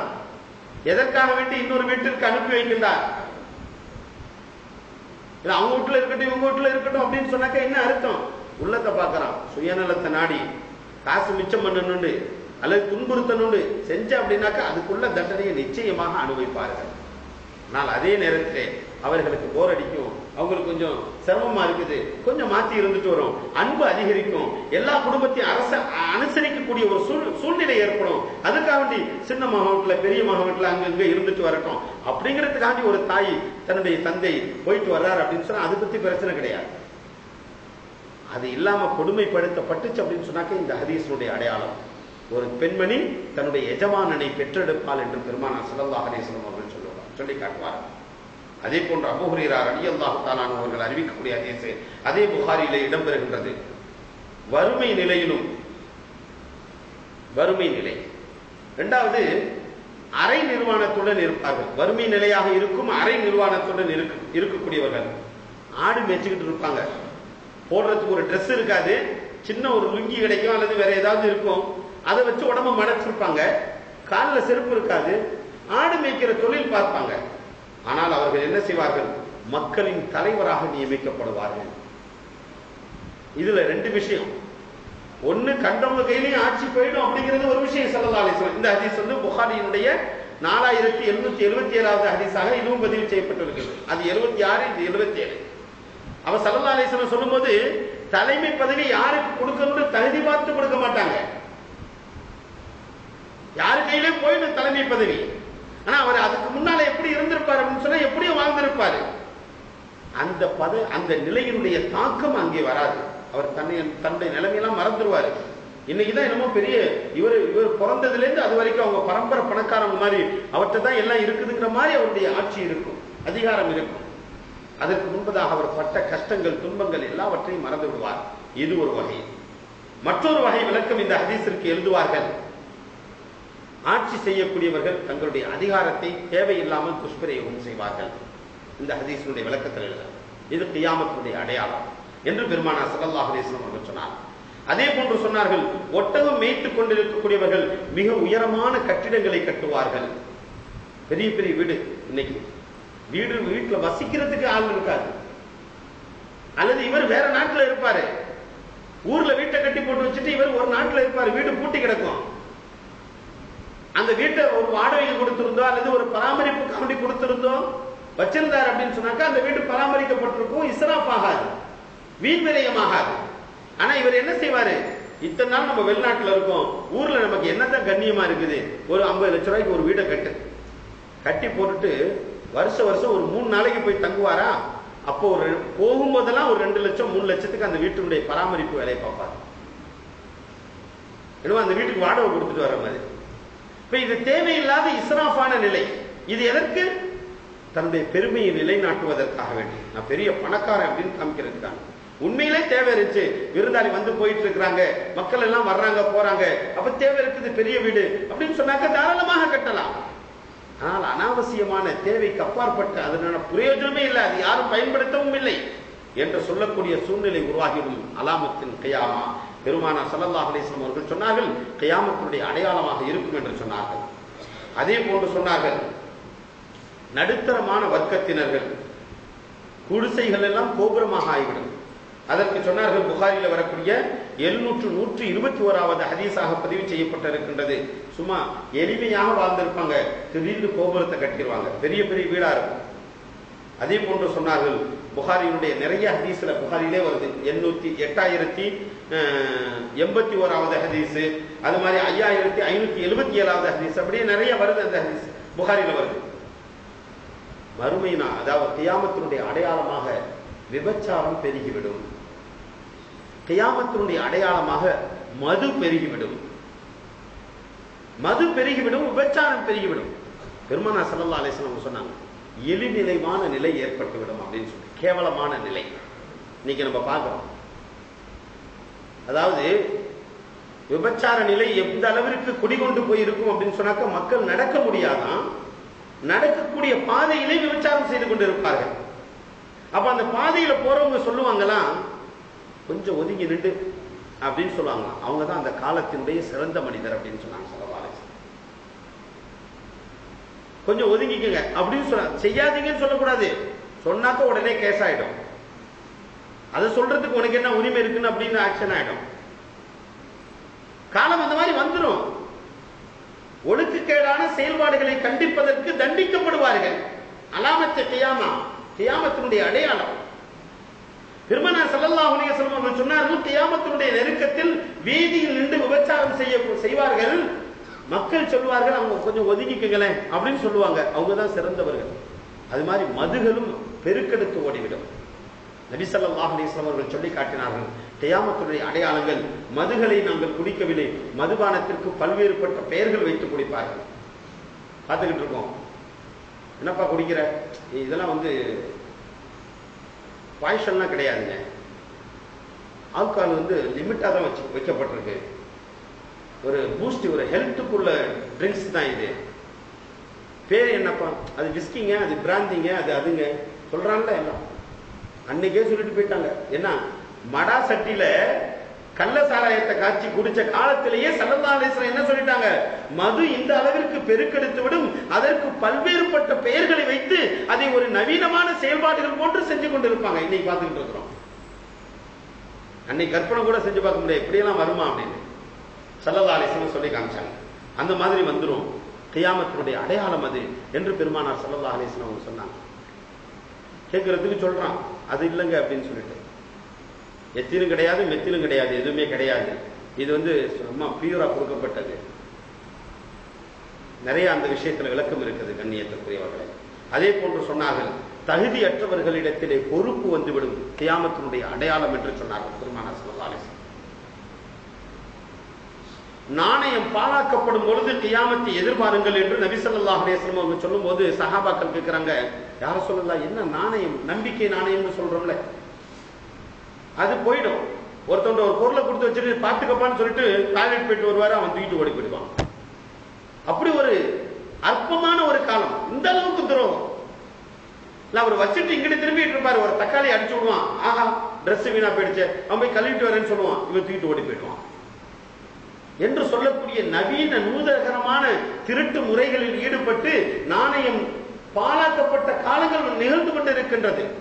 நபி ஸல்லல்லாஹு அலைஹி வஸல்லம் அவர்கள் அன்று சொன்ன போது சஹாபாக்கள், அந்த மாதிரியும் நடக்குமா, இன்னைக்கு இருந்தாங்கன்னா புரிஞ்சு போயிருக்கும். அன்னைக்கு கேட்டாங்க ஸல்லல்லாஹு அலைஹி வஸல்லம், எப்படி யார சொல்லலாம், நாணயம் எப்படி கெட்டு போய்விடும், எல்லாம் முஸ்லீமா தானே இருப்பாங்க, எல்லாம் மனுஷனா தானே இருப்பாங்க, முஸ்லீம் இல்லைன்னா மனுஷனா இருப்பாங்கல்ல, ஆனா நமக்குள்ள உரிமை உணர்வு, நமக்கு வேண்டப்பட்ட தேவைகள் அவனுக்கும் இருக்குமே, அவனுக்கு உணர்வு இருக்கும், அவனுக்கு தேவைகள் இருக்கு, எல்லாமே இருக்கு. அப்ப எப்படி நம்ம அதை பறிச்சோம்னு சொன்னா, நம்மள்ட்ட இருந்து ஒருத்தன் பறிச்சானா நம்ம எப்படி துடிச்சிருவோம், அது மாதிரி அவன்கிட்ட இருந்து நம்ம பறிக்கும் போது அவன் துடிப்பான்ல அப்படின்னு அந்த உணர்வு இருக்கும்ல, அதை முன்னிறுத்தி சஹாபாக்கள் கேட்கிறாங்க, யார சொல்லலாம், எப்படி நாணயம் பறிக்கப்பட்டு போய்விடும் அப்படின்னு கேட்கும்போது, கால நபி ஸல்லல்லாஹு அலைஹி வஸல்லம், நபி ஸல்லல்லாஹு அலைஹி வஸல்லம் அவர்கள் சொன்னார்கள், தகுதியற்றவர்களிடத்திலே பொறுப்பை, ஒரு காரியத்தை ஒப்படைக்கப்படும் பொழுது என்று சொன்னார்கள். யாரிடத்துல தகுதி இல்லையோ அவங்கள்ட்ட பொறுப்பை கொடுத்துருவாங்க, அவங்களுக்கு அதை எப்படி செய்யணுங்கிறது தெரியாது, ஆனா அதுக்கு நான் தான் பொறுப்பு அப்படின்னு இருப்பார். அந்த மாதிரி ஒப்படைக்கும் பொழுது அந்த இடத்துல சரியான முறையில் செயல்பாடுகள் என்னென்ன நடைபெற வேண்டுமோ அது நிகழாமல் போகும் பொழுது அது கியாமத்துடைய அடையாளம் என்று பெருமானார் ஸல்லல்லாஹு அலைஹி வஸல்லம் சொன்ன ஹதீஸ் புகாரியினுடைய 59வது ஹதீஸாகவும் 6496வது ஹதீஸாகவும் புகாரியிலே பதிவாக்கப்பட்டிருக்கின்றது. கண்ணியத்திற்குரியவர்கள், அதே போன்று செல்வங்கள் பெருகும் பாலைவனம் சோலைவனம் ஆகும் அப்படின்னு சொல்லி ஸல்லல்லாஹு அலைஹி வஸல்லம் சொன்னாங்க. நபி ஸல்லல்லாஹு அலைஹி வஸல்லம் சொன்னது முஸ்லிம் ஷரீஃப்ல 1681வது ஹதீஸாக பதிவு செய்யப்பட்டிருக்குது. செல்வங்கள் அதிகமாக இருக்கு, எல்லாத்துலையும் காசு பணம் இருக்கும். ஆனா ஜக்காத்து வாங்குறதுக்கு யாருமே இருக்க மாட்டாங்க. ஜக்காத்து கடமையானா தானே வாங்குவாங்க, ஜக்காத்து வாங்கக்கூடிய தகுதி இருந்தா தானே வாங்குவாங்க. ஆனா ஜக்காத்து வாங்கக்கூடிய அளவுக்கு யாருமே இருக்க மாட்டாங்க. ஆனா ஜக்காத்து கொடுக்கக்கூடிய அளவுக்கு எல்லாருக்கிட்டையும் தகுதி இருக்கும், எல்லாருமே செல்வவாளிகளாக இருப்பாங்க. அது மாதிரி அரபு தேசத்துல நதியும் சோலைகளும் ஏற்பட்டுவிடும், ஆறு ஓடுமா, அது மாதிரி சோலைகள் பூங்காவனமாக ஆகிடுமா. இன்னைக்கு செயற்கையில எவ்வளவு விளைச்சல்கள்லாம் ஏற்பட்டு போயிடுச்சு. எல்லாம் கியாமத்துடைய அடையாளம் என்று பெருமானார் ஸல்லல்லாஹு அலைஹி வஸல்லம் அவர்கள் சொல்லி காட்டினார். அதே போன்று நிறைய விஷயங்கள் சொன்னாங்க. ஜக்காத்தை நம்ம நிறைவேற்றாததின் காரணத்தினால்தான் ஏழைகள் இருக்கின்றார்கள். ஆனா உண்மையான நிலை என்ன தெரியுமா? பணக்காரர்கள்ட்ட இருக்கக்கூடிய ஜக்காத்தினுடைய பணத்தை சரியான முறையில் அவர்கள் கணக்கிட்டு ஏழைகளுக்கு கொடுத்தால் ஏழைகள்லாம் பணக்காரனா பாய்க்கும். நான் கூட ரமலான் மாசத்துல செய்யக்கூடிய ஜக்காத்தினுடைய பொருளை பற்றி, ஜக்காத்தை பற்றி பேசும்போது கூட சொல்லி காமிச்ச ஒரு விஷயம். ஜக்காத்தை நம்ம கொடுக்கும்போது சரியா கணக்கு பார்த்து கொடுக்கறது இல்லை. நம்ம என்ன செஞ்சிருவோம், ஒரு ஊர்ல இருப்போம், கீழே தெருல ஒரு 10 பேரு, மேல தெருல ஒரு 10 பேரு, பள்ளிவாச தெருல ஒரு 5 பேர் அப்படின்னு கணக்கு போட்டு ஆளுக்கு 100 ரூபாய் கொடுத்து முடிச்சிருவோம். இவன் வருஷம் பூரா கொடுத்துக்கிட்டே இருப்பான், அவன் வருஷம் பூரா வாங்கிக்கிட்டே இருப்பான், வாழுங்காலம் பூரா. இந்த ஜக்காத்து முறை இப்படிதான் இருக்கும். இதெல்லாம் ஜக்காத்தினுடைய கொடுக்கக்கூடிய முறை. வேற வழி இல்லாம எல்லாரும் ஏமாத்துறாங்களேன்னு இப்படி செஞ்சிடறாங்க. ஜக்காத்தினுடைய முறை என்னவென்று சொன்னால், தகுதி உடையவருக்கு சென்று அவருக்கு முழுமையான தேவையை பூர்த்தி செய்து விட வேண்டும். அதுக்கு பிறகு அவர் கேட்கவே கூடாது யார்ட்டையும். அவருடைய லைஃப் அவர் செட்டில்மெண்ட் பண்ணி அதுக்கு பிறகு லைஃப் செட் ஆயிடும், அவ்வளவுதான். அடுத்த வருஷம் அவர் இன்னொருத்தருக்கு கொடுப்பாரு, இவர் சம்பாரிச்சு இன்னொருத்தர் கொடுப்பாரு. இப்படியே ஜக்காத்துடைய முறை. இதனால் தான் அல்லாஹ் ஜக்காத்தை கடமையாக்கினான். வருஷம் கணக்கு பார்த்து ஏதோ கொஞ்சம் அப்படி பிரிச்சு ஆளு கொஞ்சம் கொடுத்துட்டு அந்த காலத்துல அந்த நேரத்துக்கு அன்னைக்குள்ள சாப்பாடு முடிச்சுட்டு அப்புறம் திருப்பி கையேந்தக்கூடிய நிலைக்காக வேண்டி ஜக்காத் கடமையாக்கவில்லை. அல்லாஹ் தஆலா ஒரு விஷயத்தை தீர்வாக ஆக்கி இதுதான் கடமை என்று வைத்தான் என்று சொன்னால் அது மனித சமுதாயத்திற்கு பிரயோஜனத்தை அளிக்காமல் ஒருபோதும் இருக்காது. அது அளிக்காம இருக்காது. மனிதனுடைய வெற்றிக்கும் மேம்பாட்டிற்கும் வகை செய்யக்கூடியதாகத்தான் அல்லாஹுடைய சட்டம் இருக்கு. ஜக்காத்தை பற்றி அல்லாஹு தாலா எத்தனை இடத்துல சொல்லிக்காம, எங்கெல்லாம் தொழுகையை பற்றி சொல்றானோ அத்தனை இடத்திலேயும் 40க்கு மேற்பட்ட இடங்களில் தொழுகையை பற்றியும் ஜக்காத்தை பற்றியும் அல்லாஹ் இணைத்து சொல்லும் பொழுது அப்ப அந்த கடமையினால் ஒரு தாற்பயம் இருக்கத்தானே செய்யும், ஒரு நோக்கம் இருக்கத்தானே செய்யும். உலகத்துல ஏழைங்க இருக்கக்கூடாது, நல்லபடியா எல்லாரும் சந்தோஷமா வாழணும். அப்படி ஏழைங்க இருந்தாங்க, வறுமையில ஒருத்தர் செழிப்பா இருந்தான் அப்படின்னாக்க பிரச்சனைகளும் கஷ்டங்களும் வரும். இவன் அவனை விரோதம் கொள்ளுவான், அவனை அடிக்க பார்ப்பான், அவன் பொருளை எடுக்க பார்ப்பான், கொலை செய்வான். இவ்வளவு பிரச்சனைகளுக்கு உள்ள தீர்வை அல்லாஹ் தஆலா ஜக்காத் வழங்குவதில் வைத்திருக்கின்றான். இன்னைக்கு நம்ம கொடுக்கிற முறையினால இந்த ஜக்காத்துடைய முறை நிறைவேறாது. சில நிர்பந்தமாகவும் அப்படி கொடுக்கின்றார். ஆக இப்படிப்பட்ட விஷயத்தை பெருமானார் ஸல்லல்லாஹு அலைஹி வஸல்லம் அவர்கள் சொல்லி காட்டி, பணக்காரர்களாக எல்லாரும் பணக்காரங்களா இருப்பாங்க. இன்னைக்கு ஜாலியா செலவு பண்றாங்க, எல்லாத்துலயும் இருக்கு காசு, எல்லாத்துலயும் இருக்கு, நல்லா செலவு பண்றாங்க. கியாமத்தினுடைய அடையாளம் என்று சொன்னார்கள் பெருமானார் ஸல்லல்லாஹு அலைஹி வஸல்லம் அவர்கள். அதே போன்று திருமிதியினுடைய 2254வது ஹதீஸாக 2254வது ஹதீஸாக திருமிதி ஷரீஃபிலே பதிவாகி இருக்கக்கூடிய ஹதீஸை இன்னைக்கு நம்ம நிதர்சனமாக கண்டு கொண்டிருக்கின்றோம். கியாமத் நாளுடைய காலகட்டத்திலே காலம் சுருங்கிவிடும், நேரம் போறது சீக்கிரமா போயிடும். எந்த அளவுக்கு என்று சொன்னால் பெருமானார் ஸல்லல்லாஹு அலைஹி வஸல்லம் சொன்னாங்க, ஒரு வருடம் ஒரு வாரத்தை போன்று கடந்து விடும், ஒரு வாரம் ஒரு நாளை போன்று கடந்துவிடும், ஒரு நாள் ஒரு மணி நேரத்தை போன்று, ஒரு மணி நேரம் ஒரு வினாடி, அப்படி ஒரு செகண்ட் கடப்பதை போன்று கடந்துவிடும். அந்த காலத்துல ஒரு செகண்ட் கடப்பது ஒரு மணி நேரம் கடப்பதை போன்று பரக்கத்தா இருந்துச்சு. நேரம் நிறைய வேலை இருந்துச்சு. எல்லாம் செய்வாங்க, வயல்ல பாடுபடுவாங்க, கஷ்டப்படுவாங்க, எல்லாம் செய்வாங்க, சம்பாரிச்சுட்டு வருவாங்க, சமைப்பாங்க, சமைச்சுட்டு உட்காந்து சாப்பிடுவாங்க, சாப்பிட்டுட்டு உட்காந்து ஊரு கதை பேசுவாங்க, ஊரு கதை பேசிவிட்டு அப்புறம் தூக்கம் வரலன்னு சொல்லிட்டு அப்புறம் தூங்குவாங்க தூங்குவாங்க தூங்குவாங்க. அப்புறமேட்டுக்கு எந்திரிச்சு டைம் பத்தாம தூக்கம் இல்லாம அப்புறமேட்டுக்கு எந்திரிச்சு ஃபஜர் தொழுதுட்டு அப்புறம் ரொம்ப நேரம் கழிச்சு அப்புறமேட்டுக்கு வேலைக்கு போய் எல்லாமே செஞ்சு இவ்வளவு நேரம் இருக்கு. இன்னைக்கு எந்திரிக்கிறான் படுக்கிறான், என்ன நடக்குதுன்னே தெரியல. வாரத்துல ஒரு நாள் பெத்த மகளை சந்திக்கிறது கூட டைம் இல்லை, பெத்த பிள்ளைங்களை சந்திப்பதற்கு டைம் இல்ல. இவன் ஃபஜரோட எந்திரிச்சு போயிடறான், அல்லது பிள்ளைங்க ஃபஜரோட எந்திரிச்சு போயிடுது. இப்படியே வாரம் பூராவும் கடந்து கொண்டிருக்கின்றது. ஏதாவது ஒரு வாரத்துல அதுவும் பெரிய ஆபீசர் ரொம்ப படிச்சு நிறைய சம்பாதிச்சவரா இருந்தா அது கூட டைம் கிடைக்காது. ஏன்னா அந்த சனிக்கிழமை ஞாயிற்றுக்கிழமை அவருக்கு அப்பாயின்மெண்ட் முடிஞ்சு. இருக்கக்கூடிய மனைவி மக்களை பார்க்க கூட நேரம் இல்லை, சுவ மாற்றத்துக்கு நேரம் இல்ல. ஒரு காலுக்கு மக மாற்றா, ஒரு காலுக்கு பெத்த கொண்டாட்டி மாற்றா, இவர் கோட்டை மாட்டிக்கிட்டு நிற்கிறாரு. காலம் சுருங்கி விட்டது, பரக்கத்தில்லை நேரத்தில். அந்த காலத்துல எப்படி செலவு பண்ணாங்க, தள்ளுவாங்க பிடிச்ச நேரத்தை, போவே மாட்டேங்குது. பயான்லாம் பார்த்திருக்கீங்களா? அந்த காலத்துல நைட்ல உட்கார்ந்தாங்க அப்படின்னு சொன்னா பேசுவார் அஜர்த்து விடிய விடிய விடிய விடிய பயான் பேசி ஃபஜர்ல தான் விடுவார். அப்படியெல்லாம் அந்த காலத்துல பயான் நடக்கும். இப்படி எல்லாம் காலம் அந்த காலத்தில் கடந்து கொண்டு இருந்தது. நமது முன்னோர்களிடத்தில் கேட்க வேண்டும், நம்ம பெத்தவங்கள்ட்ட கேட்கலாம் எப்படி காலம் போச்சுன்னு. இன்னைக்கு நமக்கு சாப்பிடறதுக்கே நேரம் இல்லை, லிப்ட்ல போயிட்டே நம்ம சாப்பிட்டுக்கிட்டு இருக்கிறோம். பிரேக்பாஸ்ட்ங்கிறது கிடையவே கிடையாது, காலையில எடுத்துக்கிறதே இல்லை. அதுவும் ஸ்கூல்ல படிக்கிற பிள்ளைங்க வெறும் மைலோ. என்னடா பள்ளிக்கு வந்திருக்க, என்ன சாப்பிட்டு வந்த பிள்ளைங்கள்ட்ட கேட்டாக்க சொல்லுவாங்க மைலோ குடிச்சிட்டு வந்தேன். அவன் எப்படி ஹெல்த்தா இருப்பான், அவன் எப்படி ஓதுவான், அவன் எப்படி படிப்பான்? பெற்றோர்கள் அதற்கு முன்பதாக எழுந்திருத்து அவர்களுடைய தேவையை பூர்த்தி செய்து கொடுக்க மறுக்கின்றார். காரணம் அவங்க படுக்கிறதே நைட்ல டிவி பார்த்துட்டு 2 மணிக்கு தானே படுக்கிறாங்க.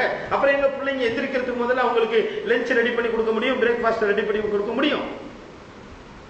காலம் சுருங்கி விட்டதே. பரக்கத்தின்மை நபி ஸல்லல்லாஹு அலைஹி வஸல்லம் அவர்கள் அன்றே சொல்லிவிட்டார்கள். திருமீதியினுடைய 2254வது ஹதீஸாக பதிவு செய்யப்பட்டிருக்கின்றது. ஒரு வருடம் ஒரு நாளை போன்று, ஒரு வாரத்தை போன்று, ஒரு வாரம் ஒரு நாளை போன்று, ஒரு நாள் ஒரு மணி நேரத்தை போன்று, ஒரு மணி ஒரு வினாடியை போன்று கடந்து விடும், போயிட்டே இருக்கும். ரமலான் எப்போ வந்துச்சுன்னு தெரியல. ஒரே பார்த்தோம், முதல் தராவியை தொழுதோம், நோன்பு வச்சோம், திடீர்னு முடிஞ்சு போச்சு. இந்த ரமலான் முடிஞ்சு 6 முடிஞ்சு வந்துருச்சு, இன்னும் 10 நாள் ஆயிடுச்சு. ஆக காலங்கள் சென்று விடுந்தது. அலாமத்து கியாமத் என்று சொன்னார்கள் பெருமானார் ஸல்லல்லாஹு அலைஹி வஸல்லம் அவர்கள். பெருநாள் அதாவது கியாமத்தினுடைய அடையாளம் என்று பெருமானார் ஸல்லல்லாஹு அலைஹி வஸல்லம் அவர்கள் சொன்னார்கள். கியாமத்தினுடைய அடையாளத்தில் நெருக்கமாக ஆகிவிடும். கியாமத்தினுடைய நேரத்திலே வரக்கத்திற்காத நேரத்தில் இன்னைக்கு அந்த நிலைமையை நம்ம பார்த்துக்கிறோம். இதெல்லாம் நமக்கு ஸல்லல்லாஹு அலைஹி வஸல்லம் அவர்கள் அன்றே எச்சரிக்கை செய்து சொன்னது. ஏன் எச்சரிக்கை செஞ்சாங்க? நம்ம வாழ்க்கையில தௌபா செய்யணும், நம்ம வாழ்க்கையை சரி செஞ்சுக்கிறணும், இபாதத்துகளை அதிகப்படுத்தணும். திடீர்னு இருக்கா நிறைய சம்பாதிச்சு வைக்கிறான், திடீர்னு அனுபவிக்க கூட முடியல. ஆனா அவன் அனுபவிக்கிறது இருக்கட்டும், பெத்த பிள்ளைங்க அனுபவிக்க முடியல. இன்னொருத்த சண்டை போட்டுக்கிட்டு சொத்தை பிரிச்சுக்கிட்டு கிடக்குறான். எப்படிப்பட்ட உறவுகள்! உறவை வளர்க்கறதுக்கு நேரம் இல்லை, பிள்ளைகளை அனுசரிக்க நேரம் இல்லை, மனைவி மக்களை அனுசரிக்க நேரம் இல்லை. இப்படிப்பட்ட நெருக்கடியான நிலையில் வாழ்ந்து கொண்டிருக்கின்றோம். காரணம் நபி ஸல்லல்லாஹு அலைஹி வஸல்லம் அவர்கள் அன்றே சொல்லிவிட்டார்கள், இதை விட இன்னும் ஃபாஸ்டா போயிட்டு இருக்குங்கிறது தான் அடையாளம். இதை விட இன்னும் யாரையும் பார்க்க கூட நேரம் இருக்காது. பார்த்தா அதெல்லாம் பார்த்தாக்க பார்க்காத மாதிரி போயிட்டு இருப்பான். ஏன்னா அவர்கிட்ட ஒரு 5 நிமிஷம் கொடுக்கணுமே. நிலைமை நடந்து கொண்டு இருக்கின்றது கண்ணியத்திற்குரியவர்களே. அதே போன்று சொன்னார்கள், கொலைகள் பெருக்கெடுத்து விடும். கொலை செய்யறது, கத்தல் செய்யறது கியாமத்தினுடைய அடையாளத்தில் அதுவும் ஒன்று. நிறைய பேரை ஆரம்பத்தில் எங்கேயாவது ஏதாவது தான் நடக்கும், இல்லைன்னா ஏதாவது பிரச்சனைக்குரிய காலத்துல தான். இன்னைக்கு எவ்வளவு சைலண்டா எவ்வளவு நடக்க முடியுமோ அத்தனையும் நடக்கும் கியாமத்தினுடைய நெருக்கத்துல.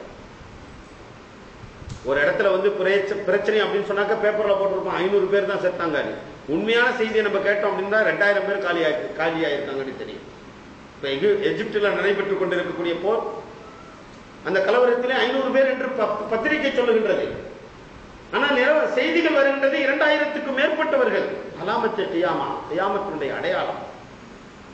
பெருமானார் ஸல்லல்லாஹு அலைஹி வஸல்லம் அவர்கள் சொன்னார்கள், கொலைகள் அதிகரிப்பதும் கியாமத்தினுடைய அடையாளம். புகாரியுடைய 85வது 1036வது ஹதீஸ், 6337வது ஹதீஸ், 7061வது ஹதீஸ் ஆகிய ஹதீஸ்களில் இந்த செய்தியை ஸல்லல்லாஹு அலைஹி வஸல்லம் அவர்கள் சொல்லி காட்டுகின்றார். அதே போன்று இன்னைக்கு எல்லா விஷயமும் நடந்துருச்சு. கியாமத்தினுடைய அடையாளத்தில் நில அதிர்வுகள் ஏற்படும். திடீர் பூகம்பம் எங்க வருதுன்னு தெரியல, எங்க வரும், எப்ப வரும், எந்த நேரத்தில் வரும், என்னென்ன அழிவுகள் ஏற்படுங்கிறது தெரியாது. பூகம்பங்கள் ஏற்படுவது, நில அதிர்வுகள் ஏற்படுவது, அது அதிகமாயிடும். திடீர்னு அங்கங்க வரும், எப்ப வரும்னு தெரியாது. அனுபவிச்சுக்கிட்டு தான் இருக்கும், பார்த்துக்கிட்டு தான் இருக்கும். நேற்றைய பணக்காரன் பூகம்பத்தினால் இன்றைய பிச்சைக்காரனாக ஆகின்றான். அது மட்டுமல்லாமல் தன்னுடைய வங்கியில் வைக்கப்பட்டிருக்கின்ற பணம் அங்க இருக்குது, வங்கியிலிருந்து ஆளை எடுத்து கொடுக்கறதுக்கு இல்லை, இவன் சாப்பாட்டு பொருட்களத்தை ஹெலிகாப்டர்ல இருந்து உழுவுறத வந்து கையை ஏற்றி பிச்சை எடுத்து வைக்கிறான். இவனுக்கு கோடி கோடியா உள்ள பேங்க்ல கிடக்கு. எப்படி காலம்? பெருமானார் ஸல்லல்லாஹு அலைஹி வஸல்லம் அவர்கள் அன்றே சொல்லிவிட்டார்கள். அதே போன்று பள்ளிவாசலினால் பெருமை அடிப்பார்கள். பள்ளிவாசல் கட்டுறது ரொம்ப பெருமை. எங்க ஊர்ல பெரிய பள்ளிவாசங்க, தமிழ்நாட்டில் எந்த இடத்துலையும் இல்லாத பெரிய பள்ளிவாசல், 3 அடுக்கு இருக்கு, லிப்ட் எல்லாம் வச்சு கட்டி இருக்கிறோம் என்று சொல்லக்கூடிய விதத்திலே பெருமானார் ஸல்லல்லாஹு அலைஹி வஸல்லம் சொன்னாங்க. நிறைய ஹதீஸ் நஸீ ஷரீஃப்ல, அபூதாவூதுல, இப்னு மாஜாவுல, அஹ்மதுல மட்டும் 7 ஹதீஸ் இதே சம்பந்தமாக. பள்ளியை வைத்து மக்கள் பெருமை அடிப்பார்கள், மக்கள் பள்ளிவாசலை கட்டிக்கொண்டு பெருமை அடிப்பார்கள் அப்படின்னு ஸல்லல்லாஹு அலைஹி வஸல்லம் சொன்னாங்க. எங்க ஊர்ல அப்படி பள்ளிவாசலை கட்டிடுவாங்க. ஆனா பள்ளிவாசலுக்கு தொழுக வரக்கூடிய மக்களே ஏற்பாடு செய்வாங்களா? அல்லாஹ் ரசூலுடைய அச்சத்தை மக்கள்கிட்ட ஊட்டி, பா நீ தொழுவணும், வீட்டுல இருக்கிறவங்க கூட சொல்ல மாட்டாங்க. பள்ளிவாசல் எல்லா மினார், ஊர்ல பஸ் உள்ள திரும்பும் போதே பள்ளிவாசல் மினாரா தெரியணும். என் ஊருக்கு தான் பெரிய பள்ளிவாசல் என் ஊர்ல தான் இருக்குன்னு தெரியணும் அப்படின்னு மினாராவை பெருசா இருக்கு. மினாரானால 10 காசு குறைச்சனுங்க. அந்த செலவுகளை இன்னும் பக்கத்துல என்ன செய்யலாம், அழகா எக்ஸ்ட்ரா 2 கடைகள் கட்டி விடலாம், அஜித் மொய்னாருக்கு வீடு கட்டி விடலாம். இதெல்லாம் பிரச்சனைக்குரிய தீர்வுகள். இதெல்லாம் அதெல்லாம் சிந்திக்கிறது இல்லை. ஏதோ ஒரு அளவு பள்ளிவாசல் உண்டு, ஒரு மினாரா ஒரு அளவுக்கு ஏதோ ஒரு பள்ளிவாசல் உண்டு தெரியணுங்கிறதுக்காண்டி ஒரு அலாமத், அவ்வளவுதான். பள்ளி கட்டிய அளவிற்கு உள்ள பணத்தை மினாரா கட்டுவதில் செலவு செய்து ஏனைய பிரச்சனைகளுக்கு தீர்வு காணாமல் அப்புறம் என்ன செய்வாங்க, மதரசா ஒன்று ஓபன் பண்ணுவாரு, கொஞ்ச நாள் நடந்துகிட்டு இருக்கும். அந்த பள்ளிவாசல் கட்டின அந்த பணம், மிச்ச பணத்துல கொஞ்ச நாள் நடத்திக்கிட்டு இருப்பாரு. 6 வருஷம் ஆகும், 7 வருஷம் ஆகும். அப்புறம் யாருமே சந்தா கொடுக்க மாட்டாங்க, மதரசாவே நடக்காது. நடந்த மதரசா இழுத்து போட்டுட்டு போயிடுவாங்க. அதுக்கு ஒரு நிரந்தரமான வருமானம் வச்சு, சரி அது அந்த உஸ்தாதுக்கு சம்பளம் கொடுக்கிறது, அந்த மாணவர்களுக்கு உணவுக்கு ஏற்பாடு என்று சொல்லி ஒரு முறைப்படுத்தி செலவு செய்ய முறைப்படுத்தி செஞ்சா அங்க ஓதும் போதெல்லாம் அந்த ஊருக்கு பரக்கத்தை ஏற்படுத்திக் கொண்டே இருக்குமா, அதனுடைய நன்மைகள் கிடைத்துக் கொண்டே இருக்குமே. அது செய்யறதில்லை. சம்பளம் கொடுக்கறதுக்கு கடையா போய் மோயினார் போய் வசூல் பண்ணிட்டு வரணும். ஒவ்வொரு கடையா அவரே பில்லு போட்டு அவரே வசூல் பண்ணி எல்லாம் கொண்டு வந்து தலைவர்கிட்ட சொல்லணும், இவ்வளவு வசூல் ஆயிருக்குங்க, இவ்வளவு நான் எடுத்துக்கிட்டேன், பள்ளிவாசலுக்கு இவ்வளவு கொடுத்துட்டேன், சரி அப்ப நீங்க மோயினார் ஆயிரு. எப்படிப்பட்ட சூழ்நிலை! இதெல்லாம் சிந்தனை செய்ய வேண்டும். நமக்கு கீழே அந்த விஷயங்கள்லாம் வந்துச்சுனாக்கா நம்ம ஊர் தானே, நமக்கு என்ன இருந்திருப்போம் அப்படின்னா நம்ம இருக்கக்கூடாது. அல்லாஹ் ஒவ்வொரு இடத்திலும் கேட்பான், குல்லுக்கும் ராயின் குல்லுக்கும் மசூலுன் அன் ரஅய்யத்திஹி, ஒவ்வொருவர்களும் பொறுப்புதாரிகள், எல்லாத்தையும் கேட்பான் அல்லாஹ். ஊர்ல ஏதாவது ஒரு பிரச்சனை உடனே போன் பண்ணி கேட்கிறோம்ல, என் வீட்டுக்கு ஏன் இப்படி நடந்துச்சு, ஏன் இப்படி ஆச்சு, அப்ப என் வீட்டுல தொழுக, என்னுடைய ஊர் மக்கள், என்னுடைய உறவினர்கள் தொழுவதற்கு சரியான வகை செய்யப்படவில்லை என்று சொன்னால் அதையும் கேட்கணும். நம்ம இந்த மாதிரி சீர்திருத்தங்களை கொண்டு வர வேண்டும். வெறுமனே பெருமை அடிப்பதனால் எந்தவித பிரயோஜனமும் இல்லை, வெறும் பள்ளிகளை கட்டுவதனால் எந்த பிரயோஜனமும் இல்லை. வீணாக பள்ளியை கட்டினாக்க அதுல பல வசதிகளை செஞ்சு கொடுத்தா என்ன செய்வாங்க, வந்து தொழுகையினுடைய மகத்துவம் உள்ளத்துல இல்ல, நேரா வந்து உட்காந்துட்டு நல்லா ஷவர்ல நல்லா ஜம்முன்னு குளிச்சுட்டு, பள்ளி ஏசி பள்ளியா இருந்துச்சுன்னா ஏசியில உட்காருவாங்க, ஃபேன் இருந்துச்சுன்னா ஃபேன்ல உட்காந்துட்டு கால் நீட்டி போட்டுட்டு படுத்துக்கிட்டு அரட்டை அடிச்சுக்கிட்டு பேசிக்கிட்டு சிரிச்சுக்கிட்டு எல்லாம் இருப்பாங்க. உள்ளத்துல ஒரு மகத்துவம் இருந்துச்சுன்னா தானே தொழுகை கடமை, பள்ளியினுடைய கண்ணியம், அல்லாஹ்வுக்கு பிடிச்சமான இடம், மலக்குமார்கள் சூழ்ந்து இருக்கக்கூடிய இடம், அதை கண்ணியப்படுத்தணும் அப்படிங்கிற எண்ணமெல்லாம் இருந்துச்சுன்னா பள்ளியை கண்ணியப்படுத்துவாங்க. பள்ளி எதுக்கு கட்டப்பட்டது? பெருமை அடிப்பதற்காக. என் ஊர்ல பெரிய பள்ளிவாசல் இருக்கு, அதை தான் ஸல்லல்லாஹு அலைஹி வஸல்லம் அவர்கள் அன்றே சொல்லிவிட்டார்கள். கிட்டத்தட்ட அந்த ஹதீஸ் அஹ்மத் ஷரீஃப்ல 1 2 3 4 5 7 இடங்களில் அதே ஹதீஸ் பதிவாகி இருக்கின்றது. அஹ்மதில், நஸீயில 682வது ஹதீஸாகும், அபூதாவுதுல 379வது ஹதீஸாகும், இப்னு மாஜாவில் 731வது ஹதீஸாகும் பதிவாகி இருக்கு. ஹதீஸ் நம்பர்லாம் சொல்றேன், ரெக்கார்ட் இருக்கு. இந்த விஷயம் பெருமானார் ஸல்லல்லாஹு அலைஹி வஸல்லம் சொல்றாங்க. இவ்வளவு பெரிய விஷயத்தை நம்ம கவனத்துல கொள்ள மாட்டேங்கிறோம். பள்ளிவாசல் கட்டணமா பெருமைக்கு அப்படி கொடுக்குறோம், எல்லாம் செய்யறோம். அல்ஹம்துலில்லாஹ் நல்ல காரியத்துல செய்ய வேண்டியதுதான். மம்பனா மஸ்ஜிதன் லில்லாஹி பனல்லாஹு லஹு பைத்தன் ஃபில் ஜன்னah.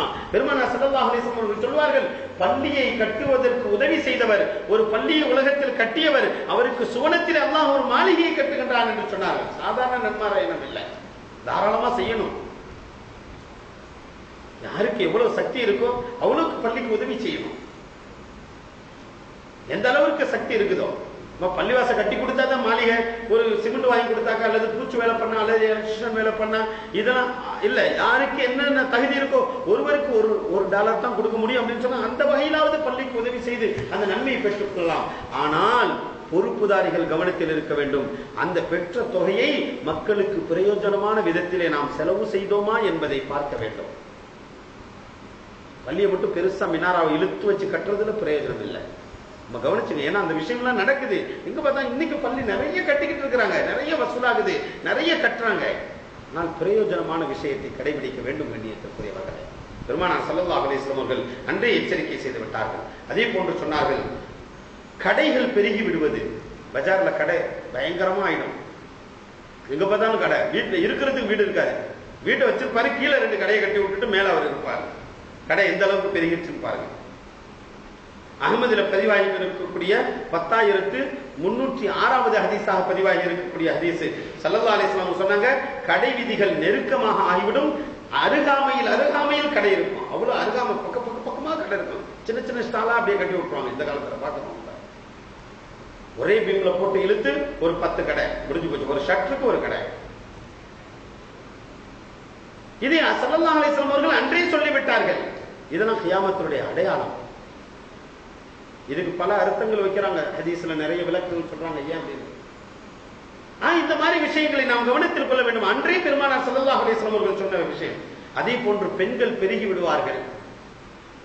புகாரியினுடைய 81வது ஹதீஸாகவும் 5231வது ஹதீஸாகவும் 5577வது ஹதீஸாகவும் 6808வது ஹதீஸாகவும் பதிவு செய்யப்பட்டிருக்கின்ற ஹதீஸ்.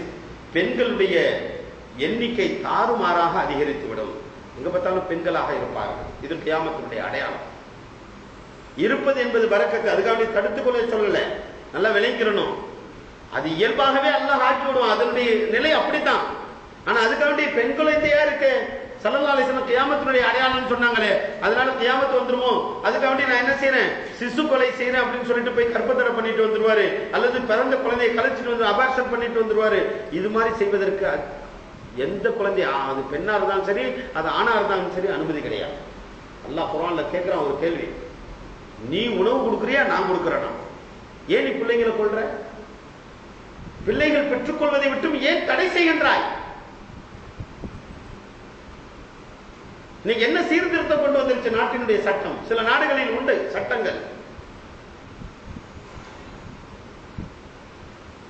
சட்டங்கள் பல்வேறுபட்ட விளம்பரங்கள் செய்யப்படுகின்றது. நாம் இருவர் நமக்கு இருவர் என்றார்கள், நாம் இருவர் நமக்கு ஒருவர் என்றார்கள், நாமே இருவர் நமக்கேன் பிள்ளை என்றார்கள். இப்படிப்பட்ட காலகட்டம். அப்ப நம்ம ஏண்டா வாழணும் எல்லாம் தற்கொலை பண்ணிக்குவான். அவன் நினைச்சுக்குவான் ஏண்டா வாழணும் அப்படின்ட்டு. அப்புறம் மனித சமுதாயமே அழிஞ்சு போயிடும். ஆனா பெருமானார் ஸல்லல்லாஹு அலைஹி வஸல்லம் சொன்னாங்க, வதூதல் வதூத அப்படின்னாங்க. தஸவ்வஜுல் வதூதல் வலூல. அதாவது நிறைய பெண்கள் பெற்றெடுக்கக்கூடிய, நிறைய பிள்ளைகள் பெற்றெடுக்கக்கூடிய பெண்களை பார்த்து திருமணம் முடிங்கள் அப்படின்னு சொன்னாங்க. பிள்ளைகளை பெக்கிறத நீங்க குறைச்சிடாதீங்க. ரிஸ்க் கொடுக்கறவன் அல்லாஹ் கொடுக்கறான். உனக்கு கொடுத்தான்ல, நீ உன்னுடைய சக்தியை வைத்தா நீ வளர்ந்தாய். அதுக்கு முதல்ல உன்னுடைய பாட்டை மூட்டை 10 பேரை வச்சு வாழ்ந்தாங்கல்ல, பரக்கத்தான வாழ்க்கையில. இன்னைக்கு எல்லாம் இருக்கும். கடையில போய் ஒரே ஒரு பிஸ்ஸா வாங்கி சாப்பிட்டுட்டு போவான், பர்கர் ஒண்ணு எடுத்துட்டு போவான், கோடி கோடியா வச்சிருப்பான் பேங்க்ல. அந்த மாதிரி பரக்கத்து இல்லாத வாழ்க்கை. என்ன காரணம்? நம்ம இயற்கைக்கு மாற்றமாக சில செயல்பாடுகளை செய்வதின் காரணத்தினால். என்னுடைய நாட்டை மேம்பாடுக்கு நான் கொண்டு வரேன் அப்படிங்கிறதுக்காண்டி சில நாட்டில் சில சட்டங்கள், சில நாட்டில் சில சட்டங்கள் குர்ஆன் ஹதீஸிற்கு மாற்றமாக, மார்க்கத்திற்கு மாற்றமாக செயல்படும் பொழுது அங்கு விளைவுகள் எதிர்வினையாகத்தான் வருமே தவிர சுமூகமான நிலை வகுக்கக்கூடியதாக நிலைகள் ஏற்படாது. கண்ணியத்திற்குரியவர்களே, அதனால அதை தடை செய்யல. இயல்பாகவே பெண்கள் பெருகுவார்கள் அப்படின்னு ஸல்லல்லாஹு அலைஹி வஸல்லம் சொன்னாங்க. இன்னைக்கு என்ன செய்யறோம்? ஆம்பளை பிள்ளை பெத்தாக்க சந்தோஷம் அடைகிறோம், பொம்பளை பிள்ளை பெத்தாக்க சிரமங்களை நம்மளே இழுத்துக்கிட்டனாலதான் பொம்பளை பிள்ளை சந்தோஷம் கஷ்டமாச்சு. நம்மளே வரதட்சணை மற்ற எல்லா பிரச்சனைகளையும் எல்லாமே கொண்டு வந்ததுனாலதான் இன்னைக்கு ஒரு பொம்பளை பிள்ளையை வெளியேற்றுறது அவ்வளவு பெரிய கஷ்டமாச்சு. இளைஞர்கள்லாம் முன்வாங்க, நான் வரதட்சணை வாங்க மாட்டேன், நான் திருமணம் முடிக்கிறேன் அப்படின்னு சொல்லிட்டு இளைஞர்கள்லாம் முன்வாங்க. இந்த பிரச்சனை வருமானம் பாருங்க. இன்னைக்கு அதனுடைய சாபத்தை ஆண்களே சந்திக்கின்றோம். ஆண்களே ஏற்க வேண்டிய நிலை. அவன் நிர்பந்தத்தில் என்ன செய்யறான்? வேற வழிதான் என்ன? 50 பவுன் போடு 100 பவுன் போடுங்கிறான். கற்பனை பண்ண முடியுமா? இப்ப 50 பவுன்லாம் கற்பனையில தான் பார்க்க முடியும். கவரிங்க போட்டு ஏமாத்தலாம் வேண்டாம், அது கூட வாங்குறதுக்கு காசு இருக்காது. இப்படிப்பட்ட சூழ்நிலையில் வரதட்சணை என்பது கொடூரமாக ஆகிவிட்டது காரணத்தினால என்ன செய்யறான்? அறிவற்ற நிலையில சரி போய் நான் அபாஷன் பண்ணிட்டு வந்துடுறேன், பொம்பளை பிள்ளையா இருந்தாக்க போய் கலைச்சிட்டு வந்துடுறான். அப்ப அவனு என்ன செய்யறான்? கொலை செய்த குற்றத்தை அவன் புரிந்து விடுகின்றான், கொலை செய்து விடுகின்றான். கொலை செய்த குற்றத்தை ஏற்றுவித்த இப்படிப்பட்டவர்களும் பிடிபடுவார்கள். வரதட்சணை போன்ற விஷயங்களை ஊக்குவித்தவர்களும் பிடிபடுவார்கள். ஒருத்தர் நல்லா வைராக்கியமா இருக்கிறார், நான் வரதட்சணை கொடுக்க மாட்டாங்க, என் பிள்ளையை நான் திருமணம் முடிச்சு கொடுக்கணும், ஆனா நான் வரதட்சணை கொடுக்க மாட்டேன். எவனுமே போய் பொண்ணு கேட்கறதே இல்லை. யாரும் பொண்ணே கேட்கறது இல்லை. அப்புறம் வரதட்சணை வாங்க மாட்டேன்னு சொல்லிட்டு போய் கல்யாணம் முடிப்பான் பாரு. யார் வீட்டுல முடிப்பான்டாக்க? அவன் பெரிய பணக்கார வீட்டுல போய் வரதட்சணை வாங்க மாட்டேன்னு போய் கல்யாணம் முடிப்பான். ஏன்னா அவனுக்கு தெரியும் இப்ப கொடுக்க மாட்டான், அப்புறமேட்டு கடை எழுதி வைப்பான், வீட்டை எழுதி வைப்பான், அப்புறம் பிசினஸ்ல பார்ட்னர் ஆக்குவான்னு தெரியும். இதல்ல நோக்கம் கண்ணியத்திற்குரியவர்களே. இப்படிப்பட்ட செயல்பாடினால் சீர்திருத்தம் பெற்றுவிட முடியாது, சமூகத்தை மேன்மைக்கு கொண்டு வந்து விட முடியாது.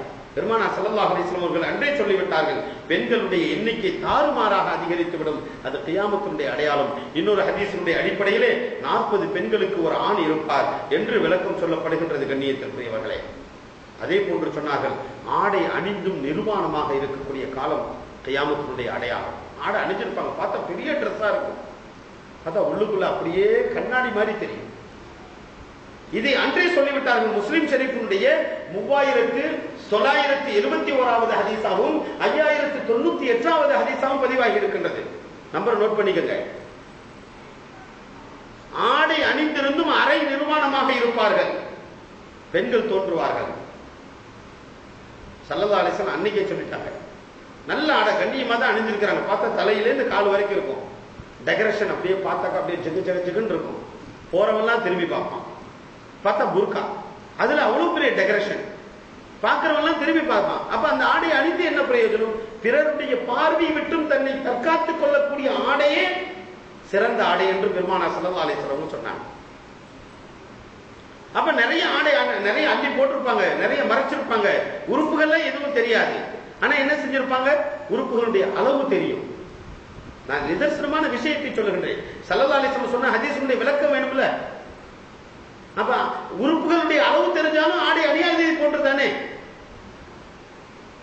ஆடை எப்படி இருக்கணும்? இது கிளவியா குமரியான்னு தெரியாத அளவிற்கு ஆடை இருக்க வேண்டும். அப்பதானே ஒரு ஆணினுடைய தீய பார்வையிலிருந்து தன்னை தற்காத்துக் கொள்ள முடியும்.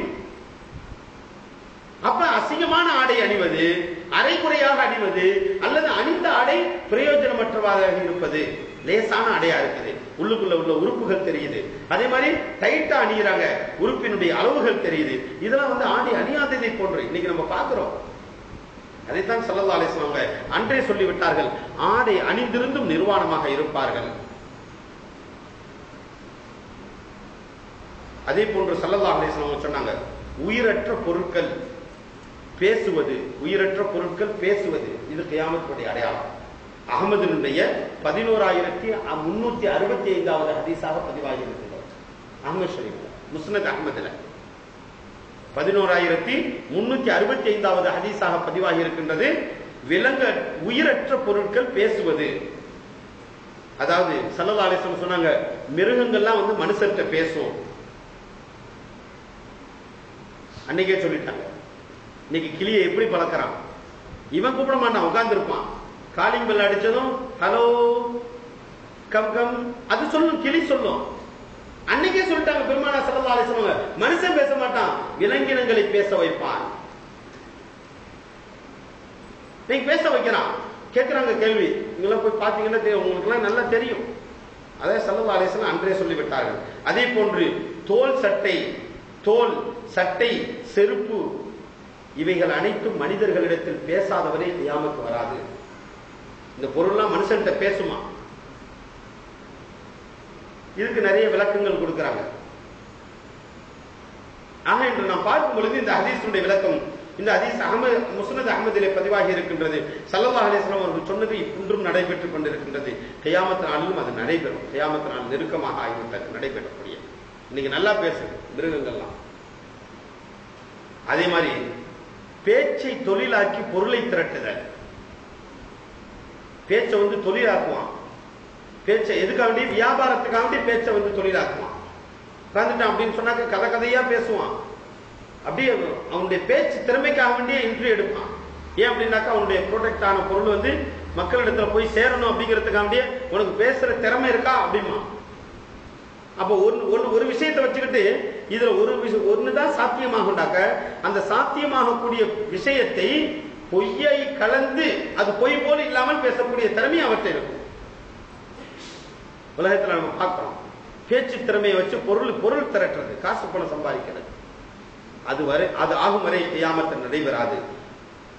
தங்களுடைய பேச்சு திறமையை தொழிலாக ஆக்கிக் கொண்டு தங்களுடைய வாழ்வை நடத்துவார்கள்.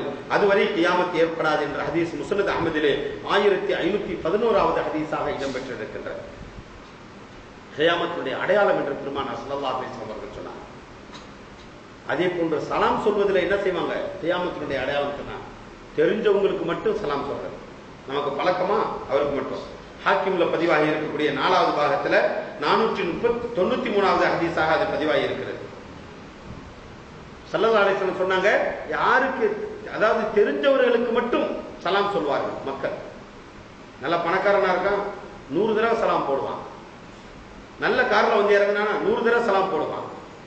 இது அலாமத்து கியாமத்தினுடைய அடையாளம் என்று சொன்னார்கள் ஸல்லல்லாஹு அலைஹி வஸல்லம். ஆனா சலாத்தினுடைய உண்மையான சட்டம் என்ன? மல்லம் தாரிஃப் அப்படின்னு சொன்னாங்க. அரஃப்த மல்லம் தாரிஃப். சலாம் சொல்வது நீ அறிந்தவராக இருந்தாலும் சரி, அறியாதவர்களாக இருந்தாலும் சரி. முஸ்லிம் தெரிஞ்சிச்சுன்னா சலாம் சொல்லணும். முஸ்லிம்ன்ற கோலம் இல்ல, சந்தேகமா இருக்கு அப்படின்னு சொன்னா தவிர்த்து கொள்ளலாம். அப்ப மட்டும் தவிர்த்து கொள்ளலாம். பாக்குறதுக்கு முஸ்லிம் மாதிரியே தெரியல, என்ன களிமா சொன்னா தானே தெரியும், அல்லது தோற்றத்துல ஏதாவது இருக்கணும் முஸ்லிம் மாதிரி.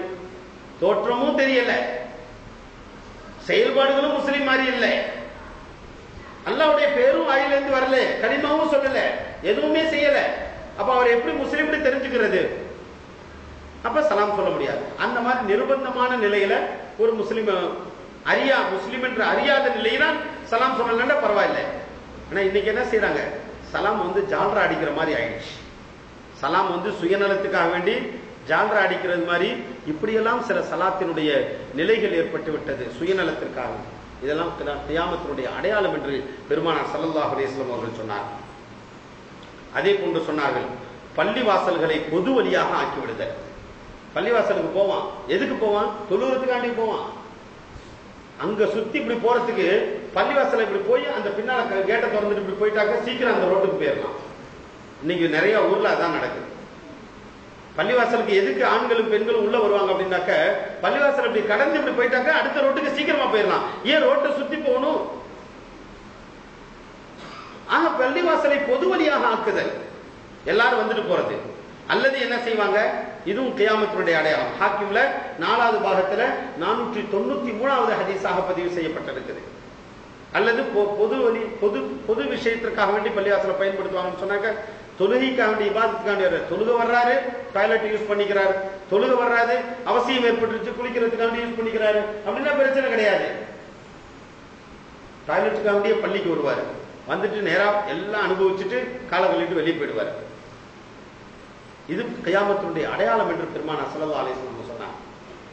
அது மாதிரி இபாதத்தினுடைய நோக்கம் இல்லாமல் பள்ளிக்குள் வருவார்கள். இபாதத்தினுடைய நோக்கம் எந்த நோக்கமும் இருக்காது. குர்ஆன் ஓத மாட்டாரு, திலாவத்தை செய்ய மாட்டாரு, திக்ர் செய்ய மாட்டாரு, தொழுக மாட்டாரு, எந்த நோக்கமும் இருக்காது. பள்ளிவாசலுக்கு அடிக்கடி வருவாரு. என்னத்துக்கு வருவார் அப்படின்னு சொன்னாக்க, சுயநலம் ஏதாவது ஒண்ணு இருக்கும். ஆக இப்படிப்பட்ட விஷயத்தை பெருமானார் ஸல்லல்லாஹு அலைஹி வஸல்லம் சொல்லி இதுவும் கூட கியாமத்தினுடைய அடையாளம் என்று சொன்னார். அடுத்தபடியாக சொன்னார்கள் ஸல்லல்லாஹு அலைஹி வஸல்லம் புகாரியிலே 7115வது ஹதீஸாகவும் 7121வது ஹதீஸாகவும் பதிவாகி இருக்கக்கூடியது. மக்கள் எல்லாம் செத்து போறதுக்கு ஆசைப்படுவாங்க. சாவறதுக்கு ஆசைப்படுவாங்க, வாழ்றதுக்கு ஆசைப்பட மாட்டாங்க.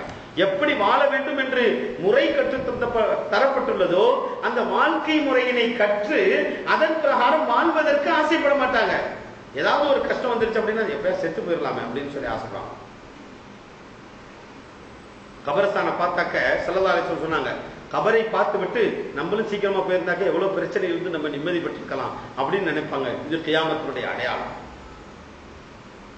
தற்கொலைகள் பெருகி விடுவது, அதானே முடிவு கட்டிக்கிறான். அதுக்கு நிறைய விளக்கங்கள் இருக்குது. தற்கொலைகள் ஏன் அதிகரிக்கின்றது, அதனால் என்ன தீர்வு, நிறைய விளக்கம் இருக்குது. அது இன்னொரு சந்தர்ப்பத்தில் தற்கொலை செய்யப்பட்டவருடைய நிலை என்ன, குர்ஆன் ஹதீஸ் சொல்லக்கூடிய விதத்தில் அவருக்கு மறுமையினுடைய நிலை எவ்வாறு ஏற்படும், அவருடன் எவ்வாறு நடந்து கொள்ள வேண்டும் என்ற சட்டங்கள் உண்டு. ஆனா பெருமானார் ஸல்லல்லாஹு அலைஹி வஸல்லம் சொன்னாங்க, கியாமத்தினுடைய அடையாளத்துல இது ஒண்ணு, தற்கொலைக்கு ஆசைப்படுவாங்க, செத்து போறதுக்கு சாவறதுக்கு ஆசைப்படுவாங்க. அதே போன்று பெருமானார் ஸல்லல்லாஹு அலைஹி வஸல்லம் சொன்னாங்க, கியாமத்தினுடைய அடையாளமாக நபின்னு வாதிடுவதற்கு மக்கள்லாம் நிறைய வந்துருவாங்க. நான் நபி, நான் நபி, நான் அல்லாஹ்வுடைய தூதர் அப்படின்னு சொல்றதுக்கு கியாமத்தினுடைய அடையாளம் என்று சொன்னார். புகாரியினுடைய 3609வது ஹதீஸாகும், அதே போன்று 7121வது ஹதீஸாகும் பதிவு செய்யப்பட்டு இருக்கின்றது. நான் நபி என்று சொல்றதுக்கு கியாமத்துல நிறைய பேர் வந்துருவான், போய் வந்து கொண்டு இருக்கிறான். பெருமானார் ஸல்லல்லாஹு அலைஹி வஸல்லம் காலத்துல முஸைலமத்து இப்னு கஸ்ஸாப் இருந்தான், இன்னொருத்தர் இருந்தா, 2 பேர் இருந்தான், அவ்வளவுதான். ஆனால் இன்றைக்கு யாரை பார்த்தாலும் எப்படி மக்களுடைய சூழ்நிலையை பார்க்கிறான், இவங்களை எப்படி ஏமாத்தலான்னு பார்க்கிறான். என்ன சொன்னாக்க ஏமாந்து போவாங்க, நபின்னு சொல்றதுக்கு சொன்னாக்க ஏமாந்து போவாங்கன்னு தெரிஞ்சுனாக்க அதை கூட சொல்றதுக்கு தயங்குறது இல்ல. நான் நபி, எனக்கு வகி வருதுன்றான் பேசாம. இன்னைக்கு காதியானி கூட அதே கூட்டத்தில் சேர்ந்தவங்க தான், மிர்சா குலாம் அஹ்மது காதியானி. குர்ஆனில் அல்லாஹ் தஆலா சூரத்து ஸஃபிலே மின் பஅத் இஸ்முஹு அஹ்மத், நபியே உங்களுக்கு பிறகு அஹ்மது என்று ஒருவர் வருவார், அதாவது ஈசா அலைஹிஸ்ஸலாத்து வஸ்ஸலாம் அவர்களுக்கு பிறகு அஹ்மது என்று ஒருவர் வருவார் என்று நாம் தௌராத்தில் சொல்லிவிட்டோம் என்று அல்லாஹ் சொன்ன விஷயத்தை நபி ஸல்லல்லாஹு அலைஹி வஸல்லம் கிட்ட சொல்றாங்க. உங்களுக்கு முதல்ல நம்ம சொல்லிட்டோங்க, ஈசா அலைஹிஸ்ஸலாத்து வஸ்ஸலாம் அவங்க இருக்கும்போதே சொல்லிட்டோம், மின் பஅத் இஸ்முஹு அஹ்மத், உங்களுக்கு பிறகு இறுதி நபியாக அஹ்மது என்று முஹம்மது ஸல்லல்லாஹு அலைஹி வஸல்லம் வருவாங்க அப்படிங்கிற விஷயத்தை நம்ம சொல்லிட்டோம். அப்படின்னு சொன்ன விஷயத்தை அல்லாஹ் சொல்லி காமிக்கிறான் ஸல்லல்லாஹு அலைஹி வஸல்லத்திட்ட. அது குர்ஆனுடைய வசனமாக ஆகிவிட்டது. சூரத்து ஸஃபிலே அது இடம்பெற்று இருக்கின்றது. இவன் என்ன செஞ்சு விட்டான் அப்படின்னாக்க, பாருங்க முகம்மது சொல்லி இருக்கு, உங்களுக்கு பிறகு முகம்மது, உங்களுக்கு பிறகு அஹ்மதுன்னு வருவாங்க, நான் தான் மிர்சா குலாம் அஹ்மது, காதியான்ல பிறந்தேன், நான் தான் நபி அப்படின்ட்டான். அதுக்கு குர்ஆன் ஆயத்து ஆதாரம். ஆனா குர்ஆன்ல சொல்றது ஈசா அலைஹிஸ்ஸலாத்து வஸ்ஸலாம் அவர்களை பார்த்து உங்களுக்கு பிறகு நபி முகம்மது வருவார்கள், இறுதி தூதர் என்று சொல்லப்பட்டதை அல்லாஹ் குர்ஆனிலே சொல்லி காட்டக்கூடியதை இவன் எடுத்துக்கிட்டான் தனக்கு ஆதாரமாக. அது மாதிரி எங்க பார்த்தாலும் நபியினுடைய வாதம், எங்க பார்த்தாலும் நிறைய இருக்கு. நவுது பில்லாஹி மின்ஹா, கியாமத்தினுடைய அடையாளமாக பெருமானார் ஸல்லல்லாஹு அலைஹி வஸல்லம் அவர்கள் சொல்லி காட்டிய ஹதீஸ் புகாரி ஷரீஃபிலே ஏறத்தாழ 30 பொய்யர்கள் ஸல்லல்லாஹு அலைஹி வஸல்லம் சொன்னாங்க. புகாரில பதிவா இருக்குது. 3609வது ஹதீஸாகும், 7121வது ஹதீஸாகும் பதிவாக இருக்கின்றது. 30 பொய்யர்கள் தோண்டாதவரை கியாமத் வராது. 30 பேர் வாதிடுவான், ஒருத்தர் 2 பேர் இல்ல. இன்னைக்கு ஒருத்தன் பேர்லயே போய் கூட்டமா போய் சேர்ந்து ஈமானை இழந்துகிட்டு இருக்கிறான். நீ என்னை நபின்னு ஏற்றுக்கொண்டு என்னுடைய கொலைக்கு வந்துட்டு அப்படின்னு சொன்னாக்க மாசம் உனக்கு $1000 இருக்கிறான், உனக்கு வேண்டிய விருப்பப்பட்ட மொபைல் வாங்கி தருவேங்கிறான், உனக்கு வாகனம் வாங்கி தருவேங்கிறான். அதனால ஈமான் அடகு வச்சுட்டு அவன் போயிட்டான் ஒரு ஆளுக்கு பின்னால.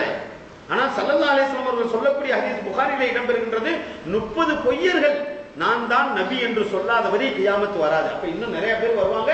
உங்க ஈமான பாதுகாத்துக்கங்கன்னு அர்த்தம், ஈமான அடகு வச்சிடாதீங்கன்னு அர்த்தம், அற்ப பொருளுக்காக ஈமான வித்துறாதீங்கன்னு அர்த்தம். ஸல்லல்லாஹு அலைஹி வஸல்லம் அவர்கள் சொல்லி காட்டினார்கள். அதே போன்று முந்தைய சமுதாயத்தை பின்பற்றுதல், அதாவது நபி ஸல்லல்லாஹு அலைஹி வஸல்லம் அவர்கள் சொன்னார்கள், உங்களுக்கு முன் சென்றவர்களை ஜானுக்கு ஜானாக, முலத்திற்கு முலமாக நீங்கள் அவர்களை பின்பற்றுவீர்கள். அவர்கள் உடுப்பு பொந்துக்குள் நுழைந்தாலும் நீங்களும் நுழைந்து விடுவீர்கள் அப்படின்னு நபி ஸல்லல்லாஹு அலைஹி வஸல்லம் சொன்ன போது சஹாபாக்கள் கேட்கிறாங்க, யார சொல்லலாம், இது யார சொல்றீங்க? ஏன்னா முந்தைய சமுதாயத்தை பின்பற்றுவது என்பது மார்க்கத்தில் தடை அல்ல. அவங்க ஹக்ல இருந்தாங்க அப்படின்னு சொன்னாங்க, முன்னாளுடைய மார்க்கம் தானே இன்னைக்கு கொடுக்கப்பட்டதா? ஷரியத் குர்ஆன் இன்னைக்கு வந்ததா? ஹதீஸ் இன்னைக்கு வந்ததா? ஏற்கனவே பெருமானார் ஸல்லல்லாஹு அலைஹி வஸல்லம் அவர்களுக்கு கொடுக்கப்பட்டு சஹாபாக்கள் வாழ்ந்து, தாபீன்கள் வாழ்ந்து, தபா தாபீன்கள் வாழ்ந்து, முஹத்திஸீன்கள், முஃபக்கிஹீன்கள், உலக மக்கள் எல்லாரும் வாழ்ந்து, அதற்கு பிறகு நாம் இன்று 1413 14 20 வருடங்களுக்கு பிறகு நாம் பெற்றிருக்கின்றோம். நமது மார்க்கம் இன்னைக்கு வந்ததல்ல. அப்ப முந்தைய சமுதாயத்தை பின்பற்றுவது என்றால் என்ன அர்த்தம்? அன்னைக்கே சந்தேகம் வந்துருச்சு. ஸல்லல்லாஹு அலைஹி வஸல்லம் கேட்கிறாங்க, யார சொல்லலாம், முந்தைய சமுதாயத்தை ஜானுக்கு ஜானாகும் முலத்துக்கு முலமாகும் பின்பற்றுதல் என்று சொன்னால் என்ன யார சொல்லலாம்? யூதர்களையும் கிறிஸ்தவர்களையும் தாங்கள் சொல்லுகின்றீர்களா அப்படின்னு கேட்கிறாங்க ஸல்லல்லாஹு அலைஹி வஸல்லம். புகாரில 3456வது ஹதீஸாகவும் அதே போன்று 7319வது ஹதீஸாகவும் பதிவாகி இருக்கின்றது. அப்ப ஸல்லல்லாஹு அலைஹி வஸல்லம் சொல்றாங்க, வேற யாரை நான் சொல்லுவேன்? அதே ஹதீஸ்ல சொல்றாங்க, வேற யாரை சொல்லுவேன்? அப்ப என்ன சொல்லிவிட்டார்கள்? யூதர்களை முஸ்லிம்கள் என்ற பெயரில் அப்படியே அலை அலையாக பின்பற்றுவார்கள். யூத செஞ்ச செயலை அப்படியே செய்வேன், முளத்துக்கு முளம் ஒரு ஸ்டெப் நீ எடுத்து வைப்ப, இப்படித்தான் வச்சானா இப்படி வைப்ப, நீ கிராஸ் பண்ணி கால வச்சானா நீனும் கிராஸ் பண்ணி வைப்ப. அதான் அதுக்கு அர்த்தம். நீங்க மார்க்கத்தை வித்துட்டோம். நம்ம யாருடைய கலாச்சாரத்தையோ யாருடைய வழிமுறையோ நாம் பின்பற்றிக் கொண்டிருக்கின்றோம். அன்றே பெருமானார் ஸல்லல்லாஹு அலைஹி வஸல்லம் அவர்கள் சொல்லிவிட்டார்கள், அவர்களுடைய வழிமுறைகளை நீங்கள் பின்பற்றுவீர்கள் அப்படின்னு சொல்லிட்டு.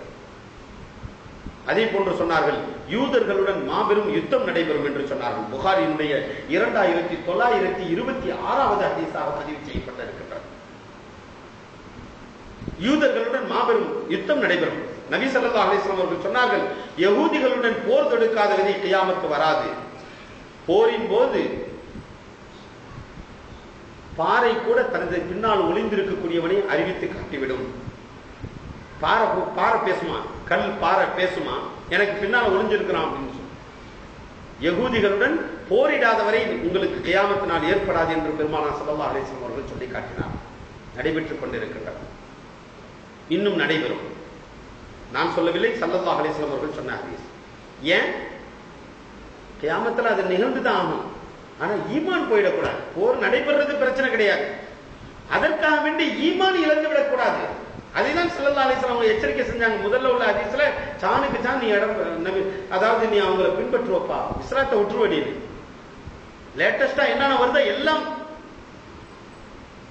மார்க்கம் என்ன சொல்லுகின்றது அதல்ல, அல்லது லேட்டஸ்டா வரக்கூடியது அது யூதர்கள் கண்டுபிடித்து இருந்தாலும் மார்க்கத்திற்கு சாதகமாக பயன்படுத்திக் கொள்வதில் மார்க்கம் தடை செய்யவில்லை. மார்க்கத்தை விட்டு அதுக்குள்ள போய் நுழைகிறது தான் மார்க்கம் தடுக்குது. இன்னைக்கு பெரிய ஆட்சி, பெரிய நிலை பெருமானார் ஸல்லல்லாஹு அலைஹி வஸல்லம் அவர்கள் சொல்லி காட்டினார்கள். அது மாதிரி காபா சேதப்படுத்தாமல் கியாமத் நாள் வராது. புகாரியில வரக்கூடிய 5179வது ஹதீஸாக பதிவு செய்யப்பட்டிருக்கின்றது. காபா அல்லாஹுவால் பாதுகாக்கப்பட்டு கால்கள் சிறுத்த அபிசீனியர்கள் அதை சேதப்படுத்துவார்கள் என்று பெருமானார் ஸல்லல்லாஹு அலைஹி வஸல்லம் சொன்னார். அபிசீனிய நாட்டைச் சேர்ந்த கால்கள் சிறுத்த அந்த மக்கள் காபாவை சேதப்படுத்துவார்கள், போர் தொடுப்பாங்க போல இருக்கு. ஸல்லல்லாஹு அலைஹி வஸல்லம் விளக்கம் சொல்றாங்க. ஏற்படுறது லாபமா நஷ்டமா அது வேற விஷயம். ஆனால் காபத்துல்லாஹ்வை இடிப்பாங்க, சேதப்படுத்துவாங்க. அதுக்கு முதல்ல நடந்துருச்சு. ஒரு 20-25 வருஷம் 30 வருஷத்துக்கு முதல்ல எல்லாம் காபத்துல்லாஹ்வை தன்னுடைய கண்ட்ரோல் அப்படியே கொண்டு வந்துட்டாங்க. நமக்கெல்லாம் தெரியும், ஹஜ்ஜுக்கு போனவங்க அப்படியே உள்ளுக்குள்ள இருக்கிறாங்க பள்ளிக்குள்ள. அது அன்னைக்கே வந்துருச்சு. அதற்கு முன்பதாகவும் பல்வேறுபட்ட கட்டங்கள், ஆனால் இன்னும் வந்து கொண்டே இருக்கும். அதை பெருமானார் ஸல்லல்லாஹு அலைஹி வஸல்லம் அவர்கள் சொன்னார்கள். அதே போன்று சொன்னார்கள், யூப்ரட்டிஸ் நதியில் தங்க புதையல் கிடைக்கும் என்று சொன்னார்கள். ஃப்ராத் அப்படின்னு சொல்லக்கூடிய நதி இருக்குல்ல, அதுல அதுக்கு யூப்ரட்டிஸ் சொல்லுவாங்க, அதுக்கு ஃப்ராத் அப்படின்னு அரபியில பேர். ஸல்லல்லாஹு அலைஹி வஸல்லம் சொன்ன ஹதீஸ் புகாரியினுடைய 7119வது ஹதீஸாக பதிவு செய்யப்பட்டிருக்கின்றது. அந்த நதி என்ன செய்யுமா, தங்கத்தை அப்படியே கக்குமா. தண்ணி ஓடுறதுக்கு பதிலாக தங்கம் அப்படியே கக்கும்.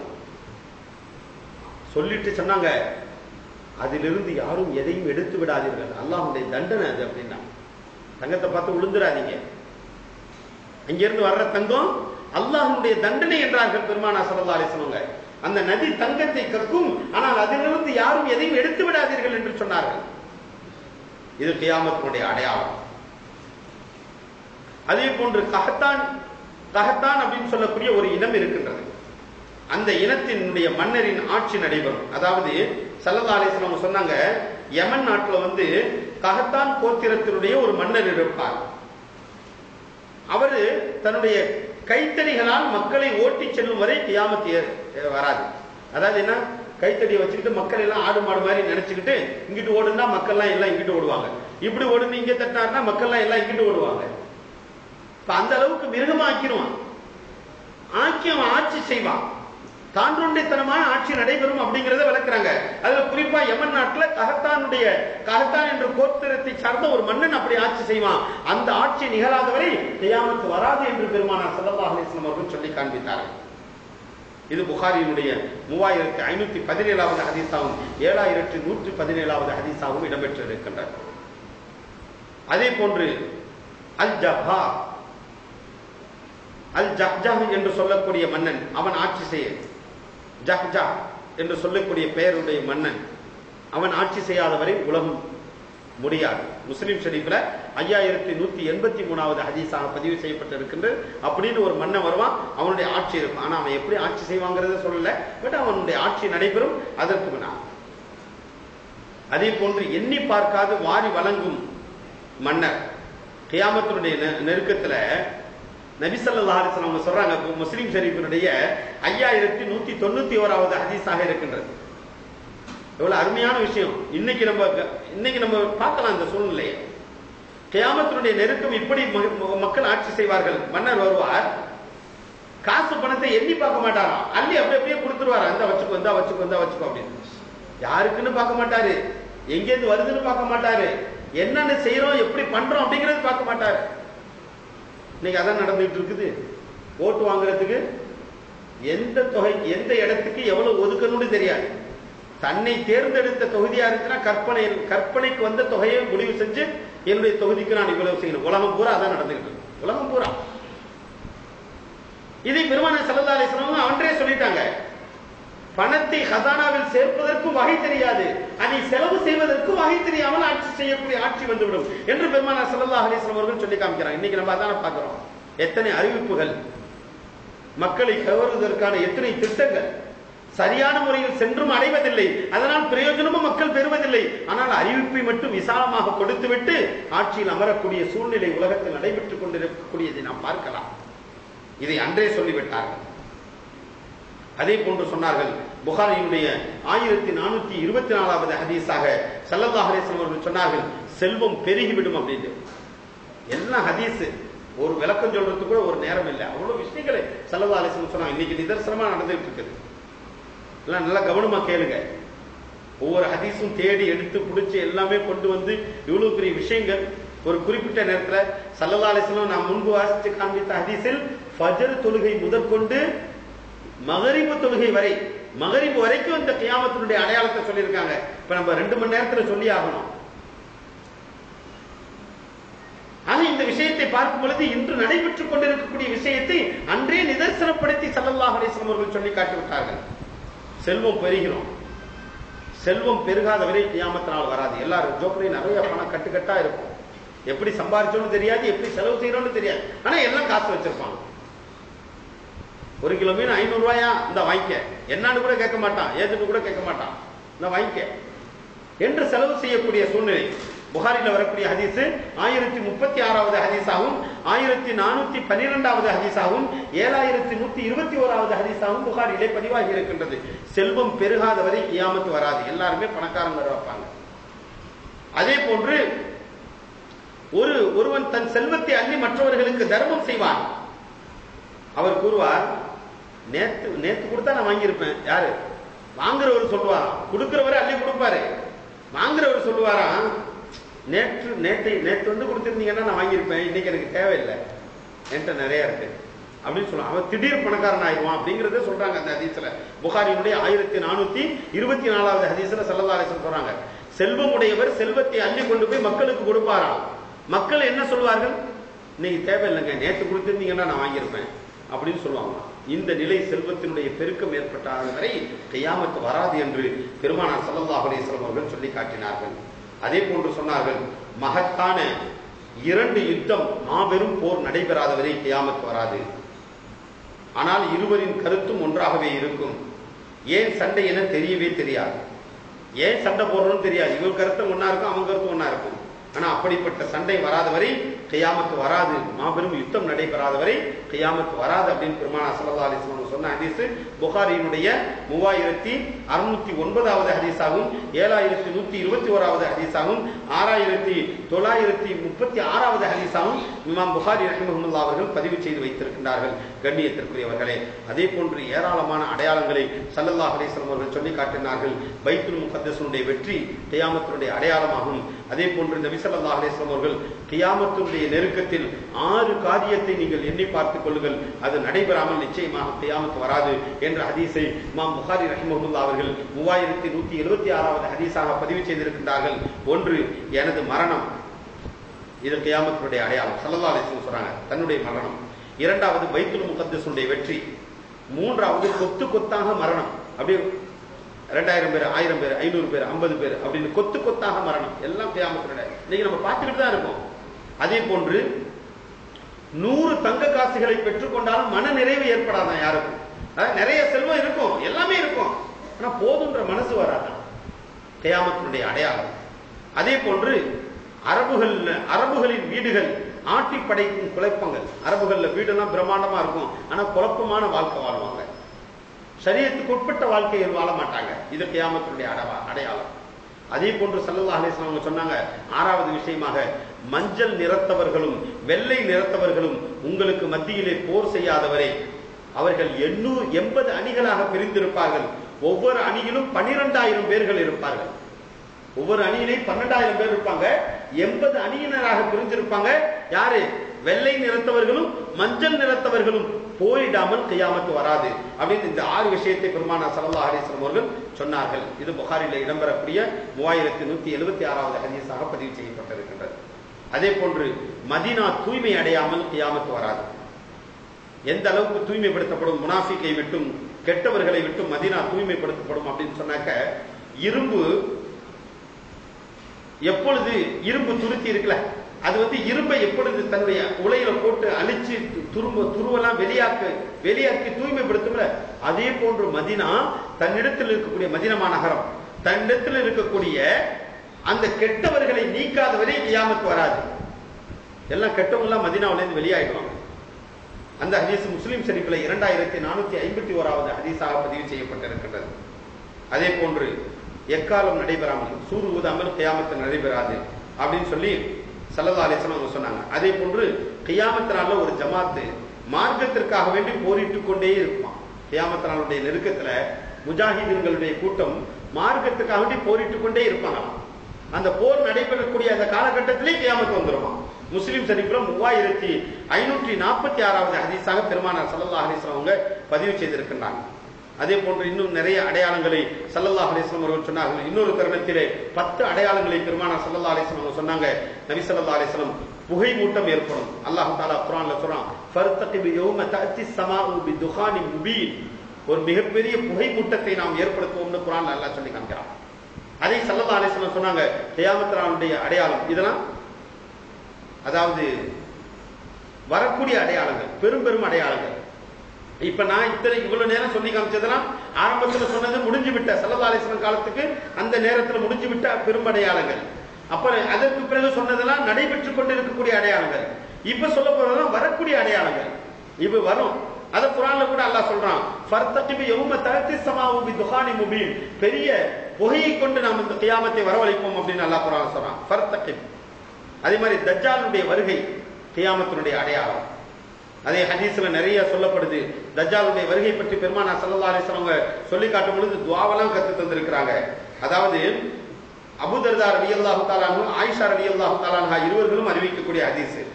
தஜ்ஜாலுடைய ஃபித்னாவை பற்றி பாதுகாப்பு பெறுவதற்காக வேண்டி ஸல்லல்லாஹு அலைஹி வஸல்லம் சில வழிமுறைகளை சொல்லி தந்திருக்கிறாங்க. ஜும்மாவினுடைய நேரத்துல சூரத்துல் கஹ்ஃப் ஓதுறது, முடிஞ்ச அளவு கொஞ்சமாச்சும் ஆரம்பத்தினுடைய 10 ஆயத்தோ அல்லது கஹ்ஃபினுடைய கடைசி ஆயத்தோ ஜும்மாவுடைய நாட்கள்ல ஓதி வரக்கூடிய பழக்கத்தை ஏற்படுத்திக் கொள்ளுங்கள். அது தஜ்ஜாலுடைய ஃபித்னாவிலிருந்து உங்களை பாதுகாப்பு தரும் அப்படின்னு ஒரு விஷயத்தை சொன்னாங்க. சூரத்துல் கஹ்ஃப் வெள்ளிக்கிழமை தினம் முடிஞ்சா ஃபுல்லா ஓதலாம். இன்னொரு ஹதீஸ் சொல்லுது, 2 ஜும்மாவிற்கு மத்தியில் உள்ள பொறுப்பை அல்லாஹ் தஆலா ஏற்றுக்கொள்வான் சூரத்துல் கஹ்ஃப் வெள்ளிக்கிழமை ஓதுனாக்க, அது சொல்லப்படுது.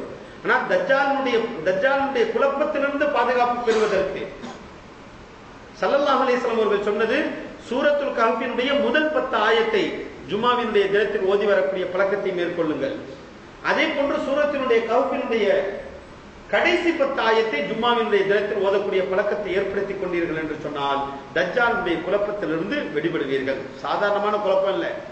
எவ்வளவு பெரிய ஈமான்தாரியா இருந்தாலும் அந்த குழப்பத்துல ஆழ்ந்து நீ தான் ரப்புன்னு சொல்லி சொர்க்கத்தை அனுபவிப்பு மாதிரி போய் நரகத்தை அனுபவிச்சிரும் அப்படின்னு ஸல்லல்லாஹு அலைஹி வஸல்லம் சொன்னாங்க. சஹாபாக்களே பயந்தாங்க. அந்த மாதிரி நாளை விட்டும் அல்லாஹ் எங்களை பாதுகாத்துறேன்.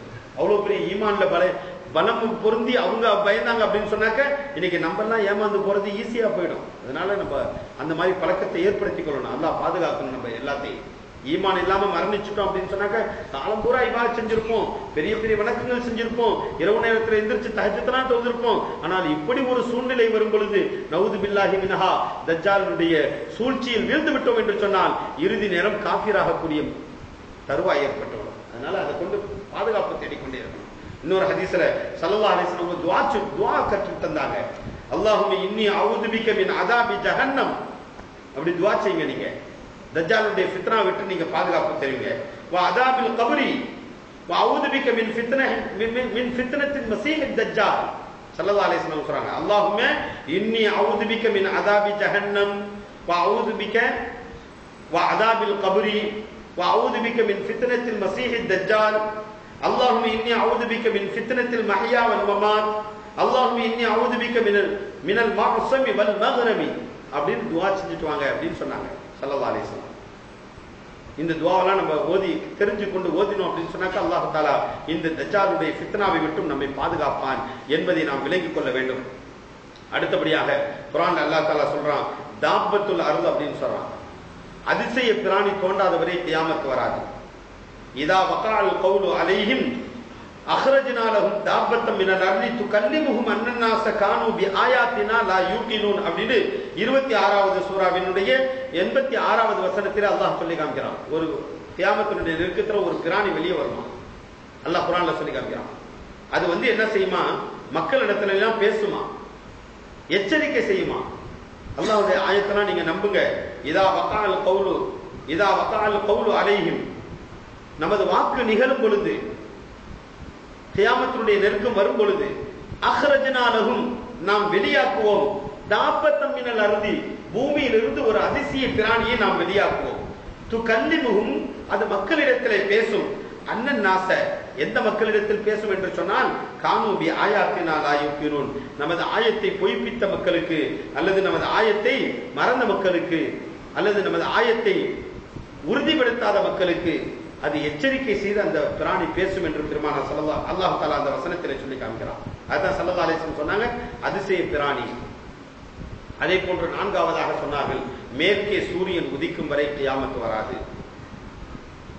5வது விஷயம் சொன்னார்கள், ஈசா அலைஹிஸ்ஸலாத்து வஸ்ஸலாம் அவர்கள் வருவது வரை கியாமத் வராது. ஈசா அலைஹிஸ்ஸலாத்து வஸ்ஸலாம் அவர்களை குறித்து பல்வேறுபட்ட கருத்துகள் இருக்குது.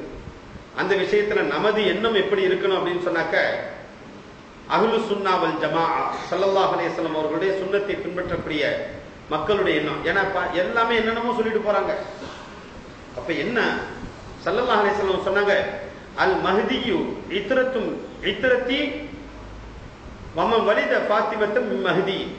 இமாம் மஹ்தி அலைஹிஸ்ஸலாத்து வஸ்ஸலாம் அவர்களும் அந்த நெருக்கத்திலே தோன்றுவார்கள். குர்ஆனுடைய வசனம் கூட ஈசா அலைஹிஸ்ஸலாத்து வஸ்ஸலாம் அவர்களை சொல்லி காட்டும் பொழுது, வமா கத்தபூஹு வமா ஸலபூஹு வலாக்கின் ஷுப்பிஹலஹும், அவர்கள் கொலை செய்யப்படவும் இல்லை, அவர்கள் சிலுவையில் அலையப்படவும் இல்லை.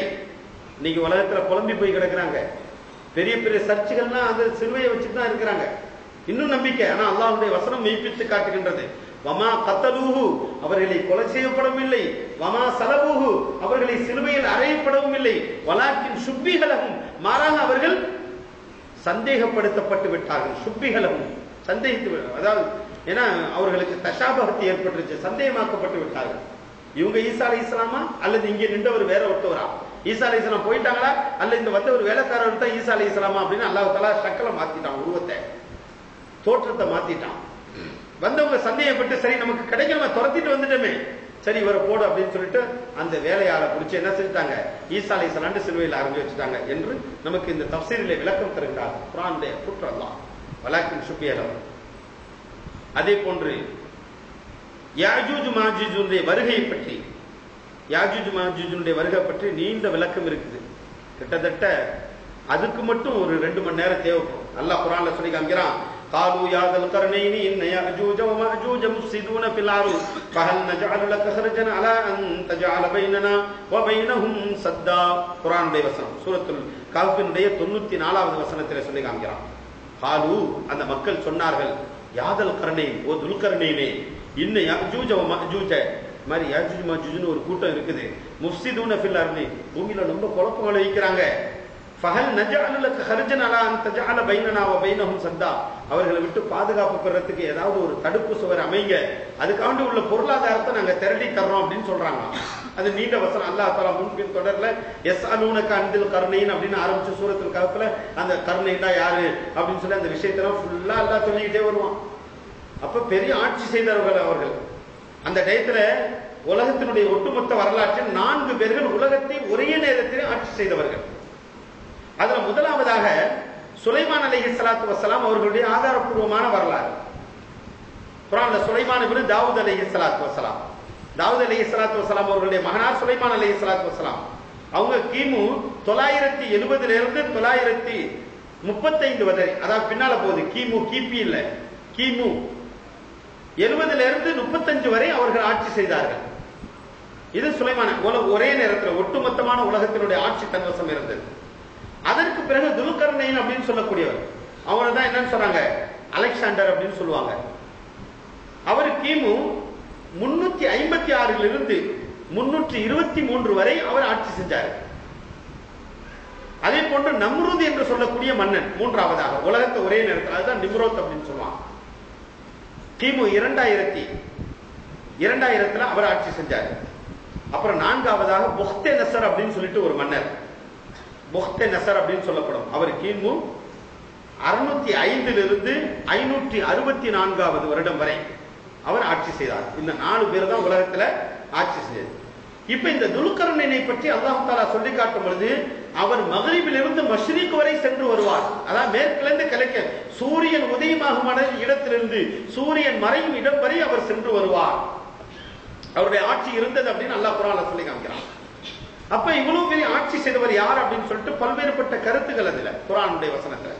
அதுல சொல்லுவாங்க அலெக்சாண்டர் தான் துல்கர்னைன். ஆனா உண்மையான விஷயம் வந்து துல்கர்னைன் அலெக்சாண்டர் இல்ல அப்படின்னு சில பேர் சொல்றாங்க. ஏன் அப்படின்னு சொன்னாக்க, துல்கர்னைனை பற்றி பல கருத்துக்கள் இருந்தாலும் இப்ராஹிம் அலைஹிஸ்ஸலாத்து வஸ்ஸலாம் அவர்களுடைய காலத்தில் இருக்கக்கூடிய ஒரு மன்னருக்கு பேர் தான் துல்கர்னைன். காரணம், அவரை குறித்து அல்லாஹ் தஆலா நல்ல பண்புகளை மட்டும் சொல்றான்.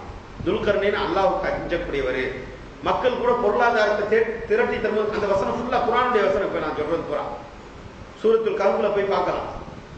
குர்ஆன் மக்கள் கூட இந்த தடுப்பு சுவரை நீங்கள் ஏற்படுத்தி தார்கள், ஒரு பொருளாதாரத்தை திரட்டி தரணும் அப்படின்னு சொல்லும்போது, எனக்கு பொருளாதாரம் வேணாம், அல்லாஹ் கொடுத்த பொருளே எனக்கு போதும். ஒரு காபீர் அப்படி சொல்ல மாட்டான். அல்லாஹ் கொடுத்த பொருளே எனக்கு போதும், அதை வச்சு நான் உங்களுக்கு உதவி செய்யறேன் அப்படின்னு சொன்னாங்க. அப்படின்னு அல்லாஹ் குர்ஆன்ல சொல்லி காமிக்கிறான். அதே போன்று என்னுடைய இறைவன் நாடிவிட்டான் அப்படின்னு அல்லாஹ் சொல்லி காமிக்கிறான். இப்ப இந்த நற்பண்புகள் உள்ள ஒரு மனிதர் யாராக இருக்க முடியாது? அலெக்சாண்டராக இருக்க முடியாது. அலெக்சாண்டர் யார் அப்படின்னு சொன்னாக்க, கிரேக்க நாட்டினுடைய மாவீரர். இவர் காபிராக இருந்தார். அவர் என்ன சொல்லியிருந்தார்? அவருடைய வரலாற்றில் சொல்லப்படுது, தன்னுடைய மௌத்த நேரத்தில் நான் இறந்து போனதுக்கு பிறகு எனக்கு வந்து தெய்வீக சாஷ்டானம் செய்யணும் அப்படின்னு சொல்லி அவர் சொல்லி வச்சிருந்தார். அரசு மரியாதை செய்யணும், தெய்வீக சாஷ்டானம் செய்யணும். அதே மாதிரி பாபிலோன் என்று சொல்லக்கூடிய ஒரு நாடு, அந்த நாட்டில் நடைபெறக்கூடிய கூத்து, கேளிக்கை, அந்த மாதிரி மது, குடி எல்லாத்திலையும் அவர் ஈடுபட்டு இருந்தார். குடியில் நிறைய பழக்கம் உள்ளவர். அதனால 33வது வயதிலே அலெக்சாண்டர் இறந்து போயிட்டார். அலெக்சாண்டருடைய வரலாறு எல்லாருக்கும் தெரியும், உலக வீரர் அப்படின்னு சொல்லி பெயர் பெற்றவர். அப்ப இப்படிப்பட்ட ஒருவர் அல்லாஹ் சொல்ல நற்பண்புக்கு ஈடாக மாட்டார். அதனால சிலர் துல்கர்னைன் அப்படின்னாக்க அலெக்சாண்டர் அப்படின்னு சொல்றாங்களே, அது இல்லை அப்படின்னு அந்த தஃப்சீர்ல எழுதுறாங்க. ஆனால் உண்மையான கருத்து என்னன்னாக்க, இப்ராஹிம் அலைஹிஸ்ஸலாத்து வஸ்ஸலாம் அவர்களுடைய காலத்து மன்னர் அப்படின்னு சொல்றாங்க. ஆக இந்த சுவர் எங்க இருக்குது அப்படிங்கிறது நிறைய விளக்கங்கள் இருக்குது. அது மாதிரி இந்த சுவருடைய நிலைமை என்ன, யாஜூஜ் மாஜூஜ்னா யாரு அப்படின்னு சொல்ற நிறைய விளக்கங்கள் இருக்குது. டைம் ஆயிடுச்சு. நூஹ் அலைஹிஸ்ஸலாத்து வஸ்ஸலாம் அவர்களுடைய புதல்வர், அவருடைய புதல்வர் யாரு? யாஃபிஸ் அப்படின்னு சொல்லக்கூடிய ஒரு மகன் இருந்தார். அவருடைய வழித்தோன்றல் தான் யாஜூஜ் மாஜூஜ். அப்ப மனித இனம் தான் அது. மனிதன அது விசித்திரமான இனம். பல்வேறுபட்ட அறிவிப்புகள் அதை வைத்து வருகின்றது. சில பேர் சொன்னாங்க, மங்கோலிய இனத்தை சார்ந்தவர்கள் அவர்கள் மலைக்கு அப்பால் வசிச்சாங்க. ஆனா மலையில உள்ள இடுக்கல் நைசா வெளியே வந்து யாரை என்ன செய்வாங்க அப்படின்னு சொன்னாக்க, துருக்கியர்களை கொள்ள அடிச்சுட்டு போய் அந்த மலைக்கு அப்பாற்பட்டு வாழ்வாங்க. அவங்களுடைய செயல்பாடு இப்படி இருக்கும்போதுதான் துல்கர்னைன் அலைஹிஸ்ஸலாத்து வஸலாம் அவங்க போறாங்க. அந்த மக்களை போய் சந்திக்கும் பொழுது அந்த துருக்கி நாட்டு மக்கள் அந்த இடத்துல இருந்துலாம் மக்கள்லாம் கம்ப்ளைண்ட் பண்றாங்க, இந்த மாதிரி இந்த மலைக்கு அப்பாற்பட்டு சில மக்கள் வாழ்றாங்க, அவங்க வந்து எங்கள்கிட்ட இந்த மாதிரிலாம் துன்பப்படுத்துறாங்க, நீங்க அதை அடைச்சிருங்க அப்படின்னு சொன்னதுக்கு அப்பதான் அல்லாஹ் குர்ஆன்ல எல்லா வசனமும் குர்ஆன்ல இருக்குது, நீங்க எடுத்து தஃப்சீர்ல எடுத்து பார்த்துக் கொள்ளலாம். அப்படின்னாக்க நீங்க என்ன செய்யுங்க, இரும்பிலான பாலத்தை கொண்டு வாங்க அப்படின்னு சொல்லிட்டு பாலத்தை கொண்டு வந்து 2 மலைக்கு இடையில அப்படியே அடுக்குறாங்க, வரிசையா செங்கல் அடுக்கிற மாதிரி அடிக்க முடிச்சுட்டு செம்ப உருக்கி கொண்டு வாங்கன்னு சொல்றாங்க. குர்ஆன்ல எல்லாம் சொல்றான், ஆத்தூனி சுபரல் ஹதீத் ஹத்தா இதா சாவா பைன சதஃபைனி கால் அன்ஃபு ஹத்தா இதா ஜஅலஹு அப்படின்னு அல்லாஹ் குர்ஆன்ல சொல்லி காமிக்கிறான். செம்ப உருக்கி எடுத்துருவாங்கன்னு அந்த இதெல்லாம் வச்சு இரும்ப பாலமா அப்படியே அடுக்கி வச்சு ஊத சொல்றாங்க மக்கள். ஊதுனதுக்கு பிறகு அது அப்படியே நெருப்பு பிளம்பாக மாறுது. மாறி என்ன செய்யுது, அப்படியே ஜாயிண்ட் ஆயிடுது, எல்லாம் சேர்ந்துருது. அப்படியே உருகுனதுக்கு பிறகு சேர்ந்துருமில்ல, சேர்ந்ததுக்கு பிறகு அதுக்கு மேல செம்ப உருக்கி ஊத்தி அதை அப்படியே மோல்டிங் பண்ணிடுறாங்க. இந்த செவர் செய்யப்பட்டிருக்குன்னு குர்ஆன்ல தெளிவான வசனத்தின் மூலமாக அறிவிக்கப்பட்டது. ஆனா இது எங்க இருக்குது அப்படிங்கிறது தான் பிரச்சனை. அல்லாஹ் தஆலா மறைத்த 4 இடங்கள் சொல்லி காட்டுவார்கள். 4 இடம் அல்லாஹ் மறைச்சு வச்சுட்டான். ஹிக்மத்துக்காக வேண்டி, மக்களுடைய ஹிக்மத்துக்காக வேண்டி 4 இடம் மறைத்து வைத்திருக்கின்றான். அதுல ஒன்று ஆது மகன் கட்டிய 8வது சொர்க்கம் அல்லாஹ் மறைச்சு வச்சது. 2வது மாவுல் ஹயாத் என்று சொல்லக்கூடிய நீரூற்று, அதுக்கு சில விளக்கங்கள் இருக்குது. மாவுல் ஹயாத் அதாவது அந்த தண்ணியை குடிச்சாக்க மரணிக்க மாட்டாங்க, கியாமத்து வரைக்கும் உயிரோட இருப்பாங்க, அதுக்கு பிறகு போயிடுவாங்க, உலகம் அழியும் போது போயிடுவாங்க. ஆனா அந்த நீரூற்றை அல்லாஹ் தஆலா மறைத்து வைத்திருக்கின்றான். அது அடுத்தபடியாக ஹாரூத் மாருத் என்று சொல்லக்கூடிய அந்த மலக்குமார்கள் தண்டனைக்காக வேண்டி தொங்கிய இடம் அப்படின்னு சொல்லுவாங்க. அது மாதிரி அஸ்ஹாபுல் கஹ்ஃப் என்று சொல்லக்கூடிய கஹ்ஃப் வாசிகள் இருக்கக்கூடிய அந்த இடம் அது மறைக்கப்பட்டிருக்குது. ஏன்னா அந்த மலை வேண்டுமானால் வெளி தோற்றத்துல தெரியலாம், ஆனா இன்ன இடம் மலைக்குள்ள இன்ன இடம் அப்படின்னு சொல்லக்கூடிய அந்த இது. அது மாதிரி யாஜூஜ் மாஜூஜுடைய கூட்டத்தார்கள் மறைக்கப்பட்டிருக்கின்றார்கள். உலகத்தில் 5 இடங்கள் மறைக்கப்பட்டிருக்கின்றது அப்படின்னு சொல்லப்பட்டது. அப்ப கத்தாதா ரலியல்லாஹு தஆலா அவர்கள் சொல்றாங்க, நபி ஸல்லல்லாஹு அலைஹி வஸல்லம் அவர்கள்ட்ட ஒரு மனிதர் வந்தார். அவர் வந்து என்ன சொல்றாரு, யா ரசூலல்லாஹ், நான் யாஜூஜ் மாஜூஜ் இருக்கக்கூடிய ஒரு இடத்தை நான் பார்த்துட்டு வந்தேன். அந்த செவர் அவங்களுக்காக கட்டப்பட்ட துல்கர்னைன் கட்டிய அந்த செவரை நான் பார்த்துட்டு வந்தேன் அப்படின்னு சொல்றாரு. அப்ப ஸல்லல்லாஹு அலைஹி வஸல்லம் கேட்கிறாங்க, அதை எனக்கு விளக்கமா சொல்லுங்களேன், என்ன நடந்துச்சு, எப்படி பார்த்தீங்க அப்படின்னு ஸல்லல்லாஹு அலைஹி வஸல்லம் கேட்கிறாங்க. அப்ப அந்த சஹாபி சொல்றாரு, யா ரசூலல்லாஹ், பல வண்ணங்கள் ஆடையில எப்படி டிசைன்லாம் இருக்கும், அது மாதிரி பல வண்ணங்கள் கொண்ட போடப்பட்ட ஆடையை போன்று கருப்பு சிவப்பு கலந்த அந்த சுவரா, கருப்பு சிவப்பு கலந்த சுவராக அது இருந்தது அப்படின்னு ஸல்லல்லாஹு அலைஹி வஸல்லம் சொல்லும்போது, அப்ப சொன்னாங்க ஸல்லல்லாஹு அலைஹி வஸல்லம், நீர் அந்த சுவரை உண்மையிலேயே கண்டிருக்கின்றீர், நீ அந்த சுவரை பார்த்திருப்பீங்க அப்படின்னு சொன்னாங்க ஸல்லல்லாஹு அலைஹி வஸல்லம். இந்த ஹதீஸை கத்தாதா ரலியல்லாஹு ரஹிமஹுல்லாஹ் அவர்கள் அறிவிக்க தஃப்சீர் தப்ரீலே இந்த ஹதீஸ் இடம்பெற்றிருக்கின்றது. ஆனா இந்த ஹதீஸ் முர்சலான ஹதீஸ் அப்படிங்கிறாங்க. ராவி இடம்பெறாததுனால் கத்தாதா ரலியல்லாஹு ரஹிமஹுல்லாஹ் அவங்க வந்து ஒரு தாபி தான், ஆனா சஹாபி யாரும் இந்த ஹதீஸில் இடம்பெறவில்லை. அதனால இந்த ஹதீஸ் முர்சலான ஹதீஸ், தடைபெறப்பட்ட ஹதீஸ். ஆனா மறுக்கவும் முடியாது, இதுதான் புடிச்சுக்கிறவும் முடியாது. அந்த மாதிரி ஹதீஸ் மறுத்துட்டோம் அப்படின்னாலும் உண்மையிலே நபி சொன்னது, நபிகளுடைய காலத்தில் நடந்தத ஒரு விஷயத்தை மறுத்தது போன்றாகும். உண்மை அப்படின்றாலும் வராது. ஆனா சஹீஹான ஹதீஸ் புகாரில ஒரு விஷயம் இடம்பெறுகின்றது. ஸல்லல்லாஹு அலைஹி வஸல்லம் அவங்க அந்த ஹதீஸை அறிவிக்கும் பொழுது யாஜூஜ் மாஜூஜ் பற்றி அறிவிக்கும் பொழுது ஆயிஷா ரலியல்லாஹு தஆலா அன்ஹா அவங்களுடைய, அதாவது ஸல்லல்லாஹு அலைஹி வஸல்லம் மனைவியார் ஸைனப் பின்த் ஜஹஷ் ரலியல்லாஹு தஆலா அன்ஹா அவங்க அறிவிக்கிறாங்க. புகாரில இடம்பெறக்கூடிய ஹதீஸ் 7051வது ஹதீஸ், 9வது ஹதீஸாவும் 7135வது ஹதீஸாவும் 7135வது ஹதீஸாவும் பதிவு செய்யப்பட்டிருக்குது. ஒரு நாள் ஸல்லல்லாஹு அலைஹி வஸல்லம் அவங்க தூங்கி இருக்காங்க. தூங்கும் போது திடீர்னு என்ன செய்யறாங்க, அப்படியே திடுக்கிட்டு தூக்கத்திலிருந்து எந்திரிக்கிறாங்க. எந்திரிச்சாக்க முகத்தை பார்க்கறாங்க, முகம் சிவந்து இருக்குது. ஸல்லல்லாஹு அலைஹி வஸல்லம் மனைவி ஸைனப் பின்த் ஜஹஷ் ரலியல்லாஹு தஆலா அவர்கள் அறிவிக்கிறாங்க. அப்ப நபி கேட்கறாங்க, என்ன திடீர்னு எந்திரிக்கிறீங்க, முகம்லாம் சிவந்து இருக்குதே அப்படின்னு சொல்லி கேட்கும்போது ஸல்லல்லாஹு அலைஹி வஸல்லம் சொன்னாங்க, லா இலாஹா இல்லல்லாஹ், வணக்கத்திற்குரியவன் அல்லாஹ்வை தவிர வேறு யாரும் இல்லை. நெருங்கிவிட்ட ஒரு தீமையின் காரணமாக. ஏதோ ஒரு பாவம் நடக்குது, அந்த பாவம் ரொம்ப அதிகமாயிடுச்சு, பரவிடுச்சு அந்த பாவம். ஆனா எந்த பாவம்னு சொல்லப்படல ஹதீஸ்ல. நெருங்கிவிட்ட ஒரு தீமையின் காரணமாக அரபுகளுக்கு கேடு ஏற்பட போகுது, அரபின மக்களுக்கு கேடு ஏற்பட போகுது அப்படின்னு ஸல்லல்லாஹு அலைஹி வஸல்லம் சொன்னாங்க. சொல்லிட்டு சொல்றாங்க, தனது ஆள்காட்டி விரலாலும் அதே போன்று தனது பெரும் விரலாலும் வட்டமிட்டு காட்டி, ஆள்காட்டி விரல் இது, பெரும் விரல் இது, இதை இப்படி வட்டமிட்டு காட்டி, இந்த வட்டம் இந்த அளவிற்கு யாஜூஜ் மாஜூஜுடைய தடை சுவரில் ஓட்டை ஏற்பட்டு விட்டது அப்படின்னு ஸல்லல்லாஹு அலைஹி வஸல்லம் சொல்றாங்க. சொன்ன போது அப்போ உலகம் அழிய போகுது அப்படிங்கறத சொல்லிட்டாங்க. கியாமத் வரப்போது, ஓட்டை ஏற்பட்டுருச்சு அப்படின்னு ஸல்லல்லாஹு அலைஹி வஸல்லம் சொல்லிட்டாங்க. அப்ப ஸல்லல்லாஹு அலைஹி வஸல்லம் ஜைனப் பின்த் ஜஹஷ் ரலியல்லாஹு தஆலா அன்ஹா அவங்க கேட்கறாங்க, யா ரசூலல்லாஹ், நல்லவர்கள் உலகத்துல இருந்து கொண்டு இருக்கும் போதுமா கியாமத் ஏற்படும் அப்படின்னு கேட்கும்போது ஸல்லல்லாஹு அலைஹி வஸல்லம் என்ன சொல்றாங்க தெரியுமா? தீமைகள் பெருத்து விட்டால், நல்லவங்க கொஞ்சம் பேர் இபாதத் செய்யறாங்க, ஆனா அநியாயம் செய்யறவங்க நிறைய பேர் இருக்கிறாங்க, தீமைகள் பெருத்து விட்டால் அல்லாஹ்வுடைய வேதனை தாமதிக்காது, வந்துடும் அப்படின்ட்டாங்க ஸல்லல்லாஹு அலைஹி வஸல்லம். அப்ப இந்த ஹதீஸ்ல இருந்து யாஜூஜ் மாஜூஜுடைய சுவர் தடை செய்யப்பட்ட சுவர் இந்த அளவிற்கு ஓட்டையிடப்பட்டு, கையை வட்டமிட, இரண்டு விரலையும் வட்டமிடக்கூடிய அளவிற்கு ஓட்டையிடப்பட்டு விட்டது என்ற ஹதீஸை பெருமானார் ஸல்லல்லாஹு அலைஹி வஸல்லம் அவர்கள் சொல்லி காட்டியதை ஜைனப் பின்த் ஜஹஷ் ரலியல்லாஹு தஆலா அவர்கள் அறிவிக்கக்கூடிய ஹதீஸை இமாம் புகாரி ரஹிமஹுல்லாஹ், புகாரில 7059வது ஹதீஸ், 7135வது ஹதீஸாக, அதே போன்று திருமிதி, இப்னு மாஜா, முஸ்னத் அஹ்மத் ஆகிய கிதாபுகளில் இடம்பெற்றிருக்கக்கூடிய சஹீஹான ஹதீஸாக இருக்கின்றது. கண்ணியத்திற்குரியவர்களே, இன்னும் ஏராளமான விஷயங்கள் இது குறித்து விளக்கம் சொல்லப்படுகின்றது.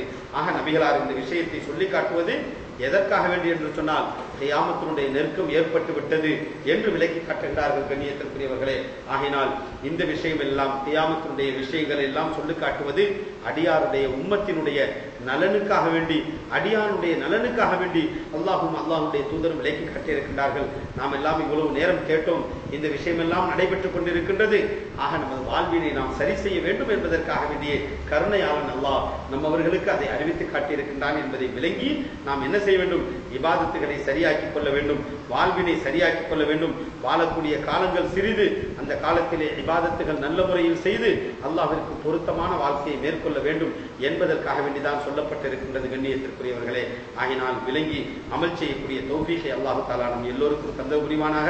மரணத்திற்கு முன்பதாகவே தௌபா செய்து பாவ மன்னிப்பை பெற்று நல்லடியார்களுடைய கூட்டத்திலே இணைந்து, நல்லடியார்களுடைய கூட்டத்தில் அல்லாஹ் தஆலா நம் எல்லோரையும் இணைத்து அருள் புரிவானாக. நமது வாழ்வினை இருளைகளும் சிறப்பாக ஆக்கி தருவானாக. அவனது கருணையினால் கியாமத்தினுடைய நாளில் ஏற்படக்கூடிய குழப்பங்களை விட்டும் நம் எல்லோரையும் அல்லாஹ் தஆலா பாதுகாத்தருள்வானாக. அதே போன்று தஜ்ஜாலுடைய குழப்பம், அதே போன்று மற்ற இதர குழப்பங்கள், எல்லா குழப்பங்களை விட்டும் நம் எல்லோரையும் பாதுகாத்து மரண தருவாயிலே கலிமத்து தௌஹீத் என்று சொல்லக்கூடிய லா இலாஹ இல்லல்லாஹ் முஹம்மது ரசூலுல்லாஹ் என்ற கலிமாவோடு மரணிக்கக்கூடிய பாக்கியத்தை அல்லாஹ் தஆலா நம் எல்லோருக்கும் தந்தர் புரிவானாக. வாஹிர் தாவானா அனில் ஹம்துலில்லாஹி ரப்பில் ஆலமீன். அஸ்ஸலாமு அலைக்கும் வரஹ்மத்துல்லாஹி தஆலா வபரகாத்துஹு.